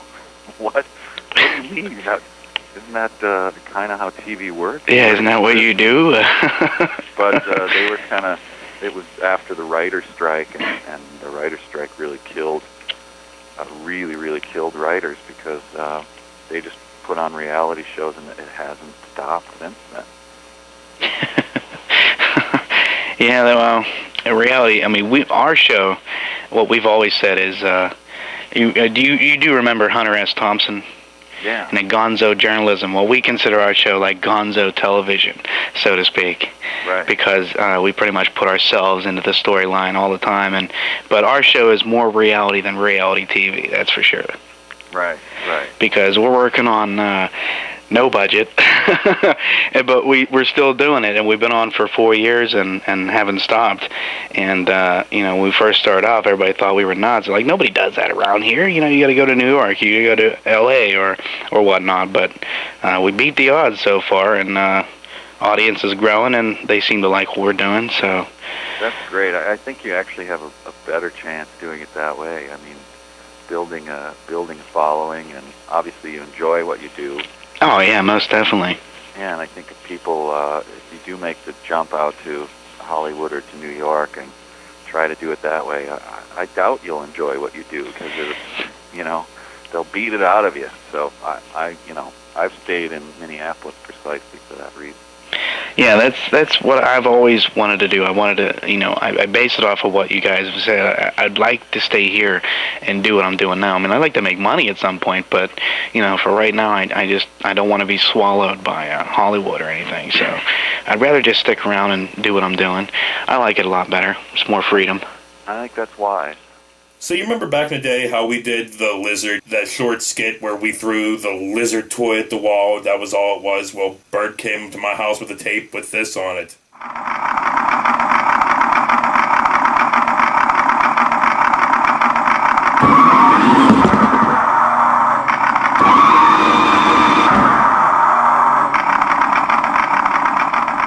So moving on from that, we're moving back to the snake lady and learning about some more reptiles and shit. Check this out.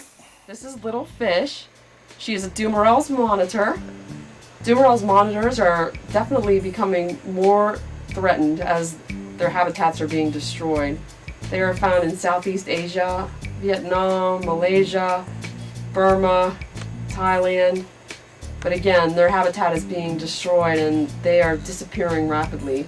So they're very hard to find as pets, but they are one of the best monitor species for pets, as they become so tame. As you can see, she's just a wonderful, she's like my child. I carry her around on my shoulder.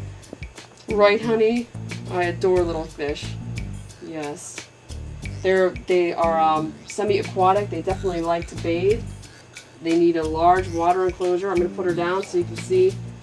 She's not going to crawl around on me a lot. She's not a big mover, and she's being treated right now because her back legs aren't working too well, so I'm giving her some therapy. but Little Fish is a wonderful tame monitor. She eats mice, turkey. See that gorgeous face. When they're born, they're bright colored, but then they fade to kind of an olive color, like this. Little Fish is just a baby. They grow to be about 5 feet long, so she's got a long way yet. You can see the little nails, which you need to trim from time to time as they get very sharp, those claws. But they're used for climbing. They're great climbers. They can climb a tree as fast as a squirrel. They're amazing climbers.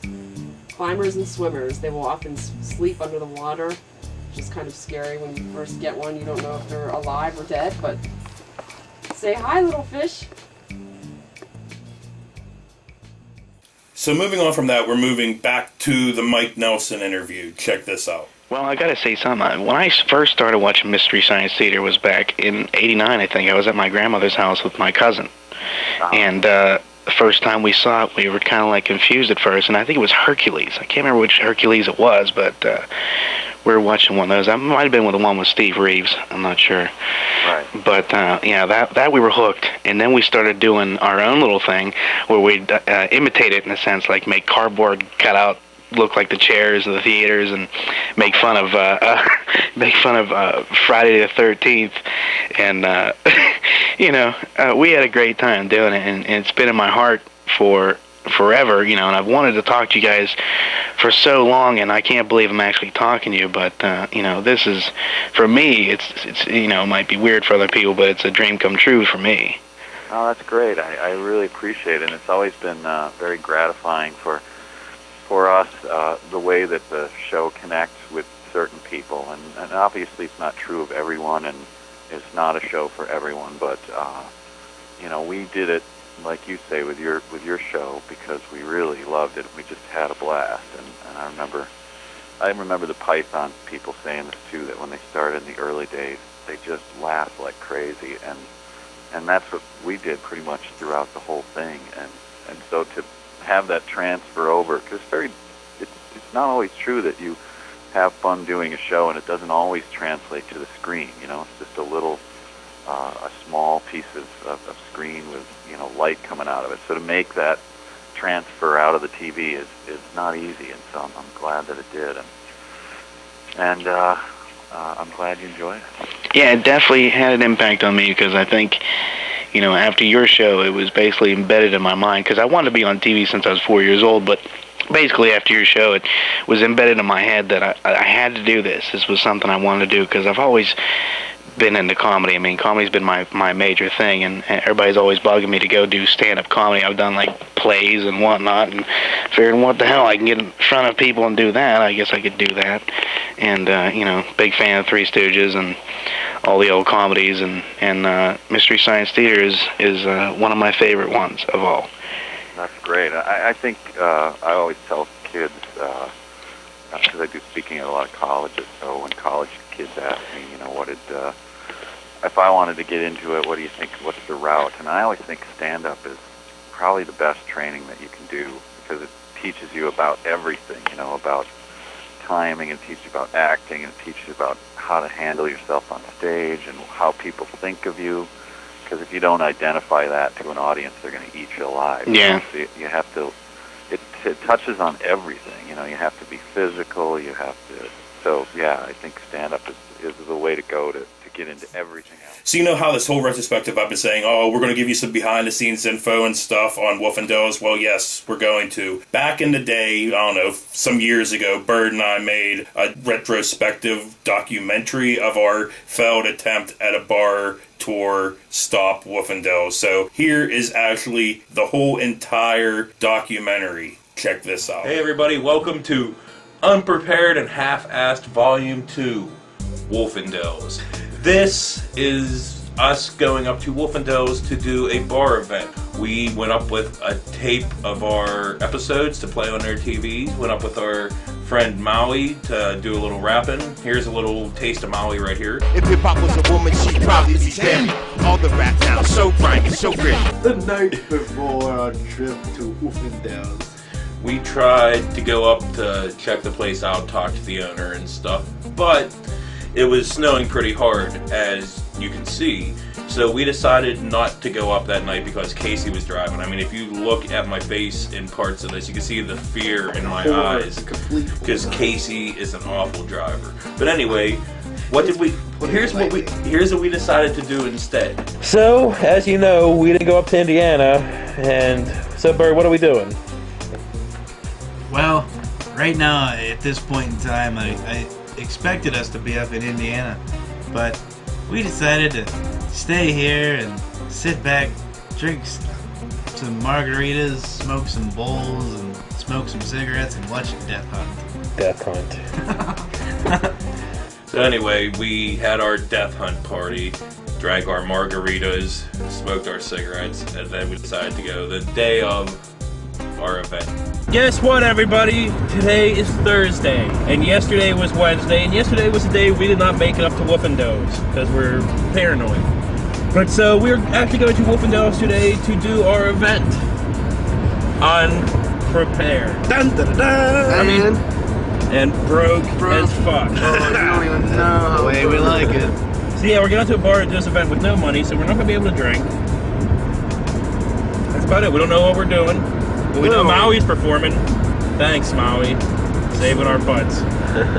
But anyway, check this out. We'll be back at Wolfendo's. See you later. So after we got to Wolfendo's, we, went inside and looked around and all that good stuff. It was a nice. So what we doing, man? We're here. We're at Wolfendo's. Spotting the joint out. Looks pretty tight. I bet you I could party here. Bet you we are gonna party here. They had dancing cages and big ass TVs all over the place, and it seemed to fit what we were trying to do anyway. We were trying to find an outlet where we could play the show to the public and that kind of thing. But we had no raffle tickets for anything. We really had nothing else to do. Yeah, because unprepared, we were stupid. We should have done something. We just here, we'll force our show on people. What the hell are we doing, Boo? We're standing out here waiting for people to pass. We're gonna try to lure them into our I don't want to say trap, but yeah. Our Wolfendo's Primal Soup extravaganza. Extravaganza. See, look at this, call man. it the Wolfendo's experience. Primal Soup is Here, tonight. Had Boo go outside and be a barker, say, like a hype man, trying to get people to come into the bar. So here's some clips. Boo was our Flavor Flav. Here's some clips of Boo being our barker. Our Bob Barker. So Boo is our official barker. He's going to stand out here and get people to come into this Wolfendo's bar to check out our I thing. can talk anybody into anything. Hey man, stop back about 8 o'clock. We're filming. It's gonna be a great time. Primal Soup, man. You gotta say the name. Primal Soup, sorry. You gotta say the name, Boo. Hey, come on in here when you're done over there. We're having a good time. Primal Soup is here. Hey, Indiana. You guys didn't even know you had a TV station, did ya? Big party going on over here at Wolfendo's. What kind of hype man are you in? Come on, man. It's like I've hype man before. Is that a word? Hype man? Anybody want to get on TV? We'll put you on TV. You got something to say? We got a mic. Come on, people. Notice how evil Chuck was being to Boo the whole time. No, I wasn't being that bossing evil. around, yelling at him, and at some point he calls him ugly and stupid. I don't call him stupid. I call him ugly, but I mean, he is ugly. Everybody's attractive standing next to you, you ugly bastard. You look like Gary Mogul pooped you out. Oh, dude, that's fucking wrong. That's it. I'm done. I'm out of here. Fuck, I gotta walk in. Yeah, you want to walk over from Indiana? Not in this Or at least to your sister's house? Yeah. In 22-degree cold? That's still 5 miles, 8 miles. So, as we're waiting around and checking the place out, we get some kind of tab. I'm not exactly sure now, looking back, being fucking 6 years now. $75 tab, then we got cut off, or till midnight, whatever. But we were drinking a lot of free piss icy light that night. What was that, Boo? Once the other 3 people show up, the Primal Soup affiliates, I guess you could call them. Once they show up and start drinking drinks on a tab, which we don't know if we have to pay for yet or not. He might not be too giving with the drinks. But yeah, we're gonna pull a Blues Brothers. we are gonna pull a blues if he stops us. We're gonna go out there dancing backwards. So anyway, we're waiting for Maui and Casey to get there. Casey and Maui should be here pretty soon. Should be. Should be. Casey's driving. Better be. Yeah, Casey. No, Maui's driving. Maui's driving. Maui's driving. But Casey's giving directions. I don't think Maui has a license.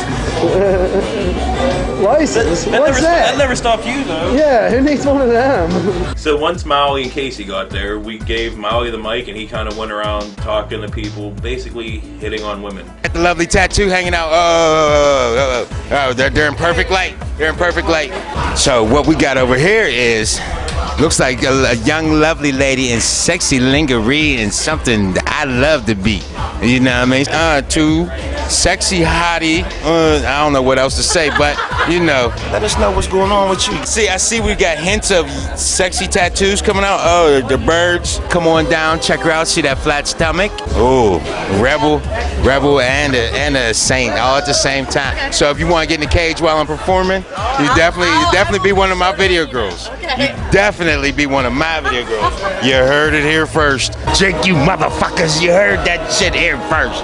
You motherfuckers, get your drink on. Yeah, pretty much every single woman who came in contact with Maui.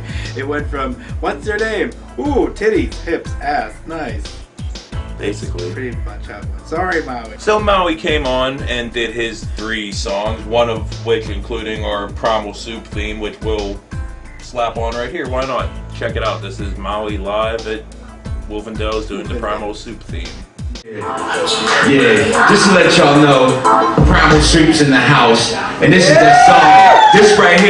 This song right here I made just for them. Yeah, this is just for Primal Soup right here. Yeah, get out. Yeah, this is Primal Soup. This is one wild bunch of crazy troop. Let me give you the scoop. This is Primal Soup. This is one wild bunch of crazy troop. Let me give you the scoop. This is Primal Soup. This is the show that got everything you need in it. Cats that's drunk, passed out in the chair, plus they heat in it. Free birdies throwing time in the bang. Casey's on the street taking a dump, wearing nothing. Boo has been thirsting, trust me, we ain't bluffing. What's wrong with a tractor? I don't know, it's always something. Ain't no other like God, I'll treat you like a brother. But he might be in the window while you bone your boy's mother. There's high dudes and drunk guys, midgets and wise guys. Anderson Cooper died in 2005. This is one wild bunch of crazy troop. Let me give you the scoop. This is Primal Soup. This is one wild bunch of crazy troop. Let me give you the scoop. This is Primal Soup.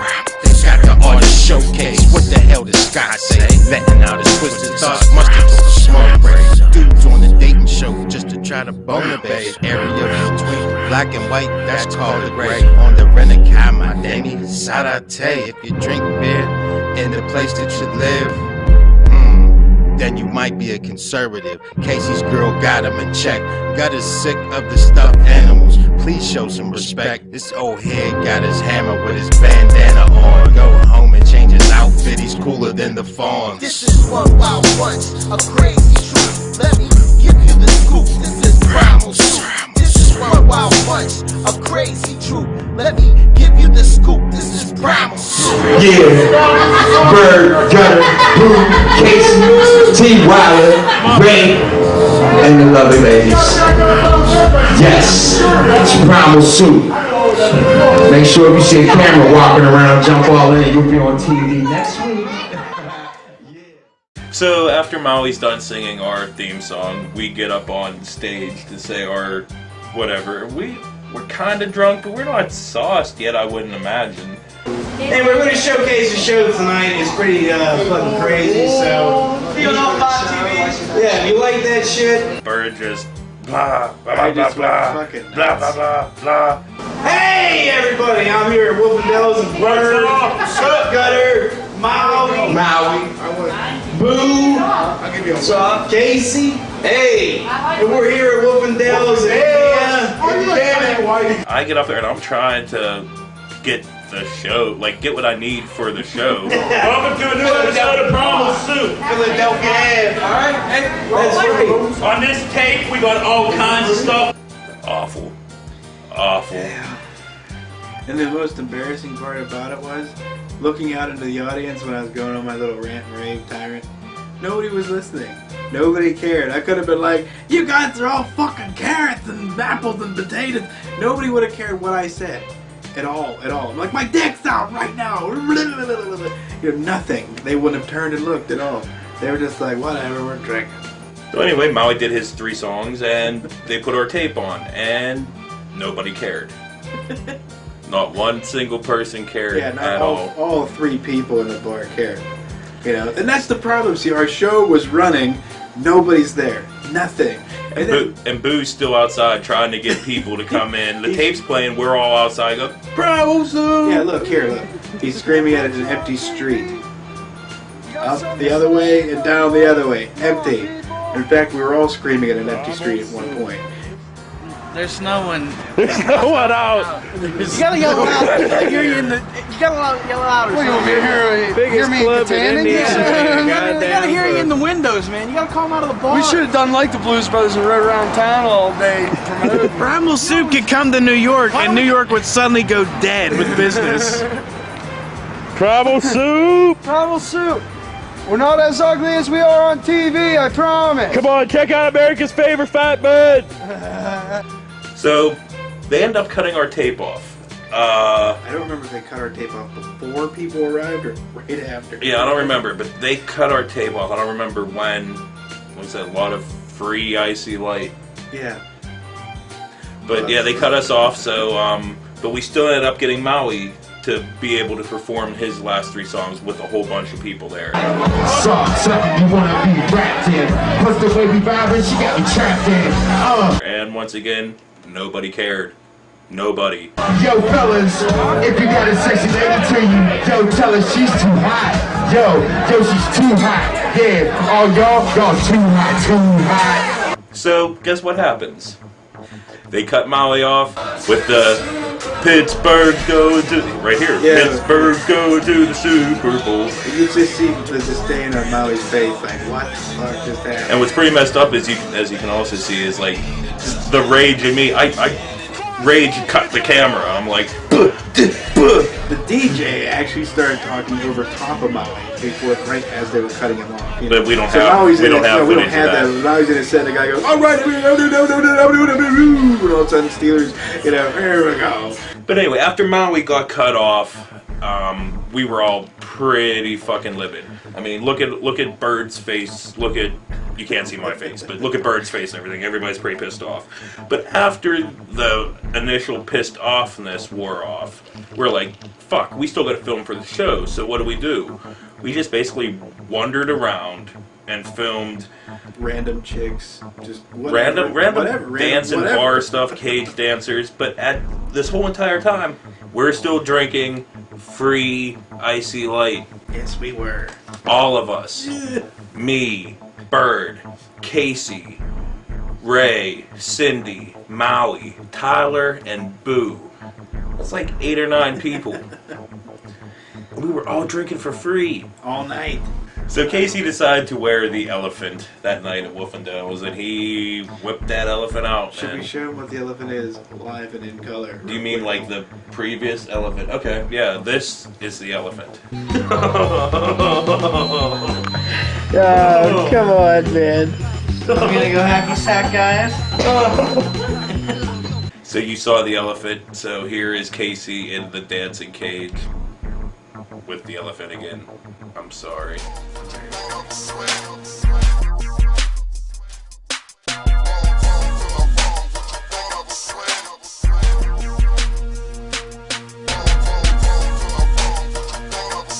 We basically left pissed off again, screaming in the streets. Fuck off! No, fucking Fuck! Fuckity fuck. Fuck. And fuck some more. So we get in the car. Well, we're outside Wolfendo's. Well, we had a plan. We were supposed to come play from 8 to midnight. Well, guess what? half of our tape got cut off. Our boy Maui was out there performing, and guess what? He got 3/4 of his set cut off. They're like, oh, the fuck you guys. We got other more important stuff to do. You know what? Guess what? We drank a whole buttload of free fucking drinks on their tab. You know what? Fuck you, Wolf and Does. Fuck you. More pissed offness, and as you can tell, for some reason, Yeah, you know the promo you're getting? Right fucking right there. Ooh, Right fucking there. I love that shit. I was watching a lot of The Shield at this time because I was drunk and stupid. Was saying I was going to get Vic Mackey and kill this guy. I'm hiring Vic Mackey to take you out, motherfuckers. You wanted to get a fictional character. I know. I know. Beat on him. I know. But You anyway, even said, I'm calling Michael Chiklis. And I just sat in the back and didn't say a damn thing. he's trying real hard not to say anything. My window won't go down. Come on, Birdie. You know you want to give some input.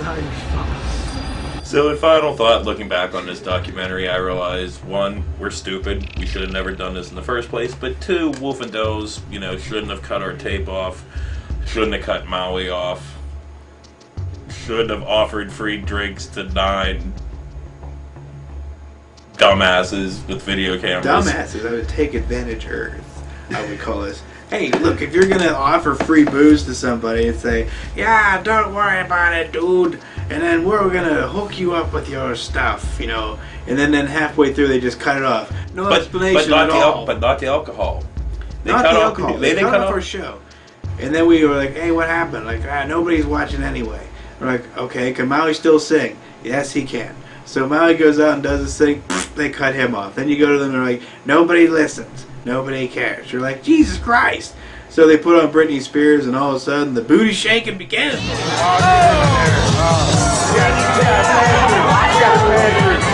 You like t-shirts, you like hats, you'll love the Primal Soup brand, t-shirts and hats. Get them, brother, and take your vitamins, bitch. How about you, Ty? I don't have much to say. $10, only $10. Go to our website, whatisprimalsoup.com. Said. Maui taught Mom how to dance. Check it out.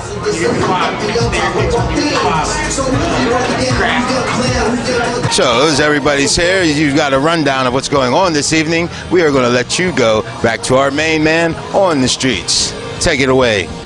What's the best part of this whole thing, Bird? Is that we at least have one more bowl before we go home. So yeah, man, that kind of sucked kind of as it was happening, but after the fact it does make for a pretty great story and whatnot. So anyway, let's go and move straight into the Mike Nelson fucking interview, and let's just wrap that fucking shit up right fucking now. And there will be credits running at the end of the Mike Nelson thing because this was the end of a Primal Soup episode. Check this out. Now, I don't want you to reveal any too many secrets or nothing about Mystery Science Theater, but I was always curious. I mean, you did do the movies when you did do the movies with the theater seats and whatnot. I mean, that was obviously green screen, but or was it green screen? I mean, tell me a little bit about that. Yes, it was green screened. The seats themselves were just cut out fiberboard insulation. I think it probably cost $11. And the puppeteers were crouched on those little video game seats. I think they call them those little curved sit on the floor, seats. Yeah. And it was so cheaply rigged up. They had little apple crates and and a little bit of foam to keep the puppet noise down. And then they were just crouched down there with their scripts pretty much on their chest, and we just watched a little monitor below the theater seats, and we did it kind of straight through every time. The movie would just run, and we'd read off of our scripts, and that was it. There wasn't a lot of magic to it. It always felt very weird to do it. Was it uncomfortable sitting there that whole time like that? It was, yeah. We'd break it off, obviously, when the commercial breaks came, but it was in a huge studio, not by design. It was just we'd rented out this sort of, industrial park real estate, and it was this giant studio, and we'd sit in there and make our comments, and obviously, no one's in there with you, and no one's no one's laughing or anything, and so you just hear your own voice kind of ringing off the walls, and you felt like, what the hell are we doing? This isn't funny in the least. Excuse me, because you're used to, when you're in comedy, you're used to immediate reaction, and this felt like, what? There's this echo. It was like, dogs barking far away. Is there a chance at some point there will be a Mystery Science Theater reunion? No. It's too, the rights to it and everything are too complicated and it would be far too expensive and difficult to bring it back. And it's not, it's owned by Best Brains and our former producer there, Jim Mallon. So it's basically up to them on that one. Yeah, it's completely up to him, and I don't think he would ever do it. If they did, would you be on board? Yeah, I probably would. Depending on if the other guys were involved and everything. So it would have to be the same core group. But I can work with them on other projects anyway, so it's not. It's not a thing I'm dying. So anyway, that was the Season 6 retrospective. We only have one clip left, and it's the final clip from the fucking Snake Lady. So I'm going to put it up there. I'm going to run fucking credits and stuff over top of it, and I'll just say I'll see you next time for Season 7 retrospectives. Next, we're going to look at a regular Burmese python. These are also very popular pets, although they do get to be quite large. This is a young animal. He's not very large. He's still very manageable. This is Scooby, named because he's very inquisitive. He's looking very dark now. He's probably due to shed soon. Snakes do shed their skin about once every month, maybe some once every 2 or 3 months, depending on the animal. We're going to give Scooby a Scooby snack, actually. Right, Scooby? He's very excited already. He wants to eat. No, not food, not just yet, but I'm going to demonstrate a feeding technique. We are going to give Scooby his favorite Scooby snack, which is a rat. Oh, there's no rats in here. You can use some of mine. Cool. I'll go get them. Thanks. These should do. So you keep those in your freezer for dinner and stuff all the time? Well, you never know when you have to make Chinese. And when you're poor, you gotta eat what you gotta eat. And there's a supply everywhere around here. Yeah, because the guys at Primal Soup we're dirt poor. Yeah, so yeah. These vegetables and all these other products in here are actually rotten. All we gotta do is eat rats now and rice. And it's pasta. Yeah, potatoes. Have rice. Mice au gratin. Mice and fettuccine alfredo. I like rice with a nice vinaigrette. Well, anyway, she needs mice because she forgot hers, so let's go take care of that. All right. Take one properly defrosted rat. It's very important that you thaw out your rats. You cannot feed a cold rat to a snake because the snake will not be able to digest it. I'm going to use tongs. Some people like to hand feed, but with Scooby, his aim isn't always the best, so we are going to use tongs here. And all we need to do for Scooby, he really likes his rats. All you need to do is show him there's a rat around, and bam, he will go for it. That is just so delicious, isn't it, Scooby? How he loves his rats. What a great Scooby snack. Why feed him dead rats opposed to live rats? Good question. Some people like the thrill of the kill, but it's actually much better for the snake and for you to feed your animal frozen, pre-killed prey. First of all, feeding live can be very dangerous for your snake. If your snake is not hungry, that rat can actually kill your snake, severely injured or kill it. I've heard many stories of animals that were injured and then died ultimately due to a rat injury.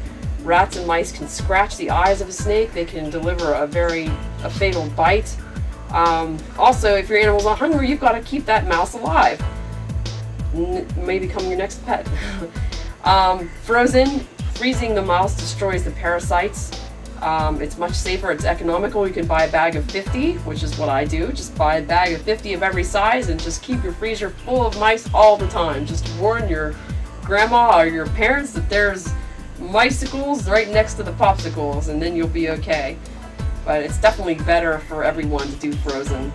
How long will it take for the snake to finish the mouse? Well, Scooby, unfortunately, is a slow eater. He's going to have some fun with it first. He's going to constrict it, even though it is already dead. That's part of their little ritual. They do constrict it, and then he will swallow it head first, whole, of course. They can swallow prey much larger than the size of their head because they do dislocate their jaws. But we can just let him go on his, and he will devour that. Probably might take him 10-15 minutes, I'm guessing. Another option you have is braining the mouse, a technique I'm going to demonstrate for you. Take the mouse. Take one mouse. I'm going to demonstrate with a small mouse called a pink mouse. This is the mouse that has no fur, the newborn, smallest of the mouse. One pink mouse, one wonderful utility knife. Simply insert the point of the knife into the mouse's skull and make an incision down towards the nose and maybe through the end of the nose.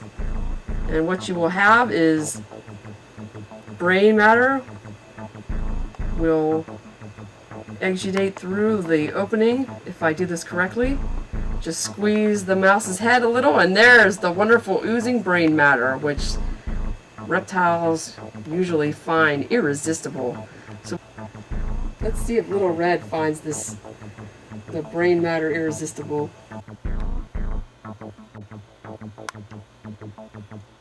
Yummy brain matter.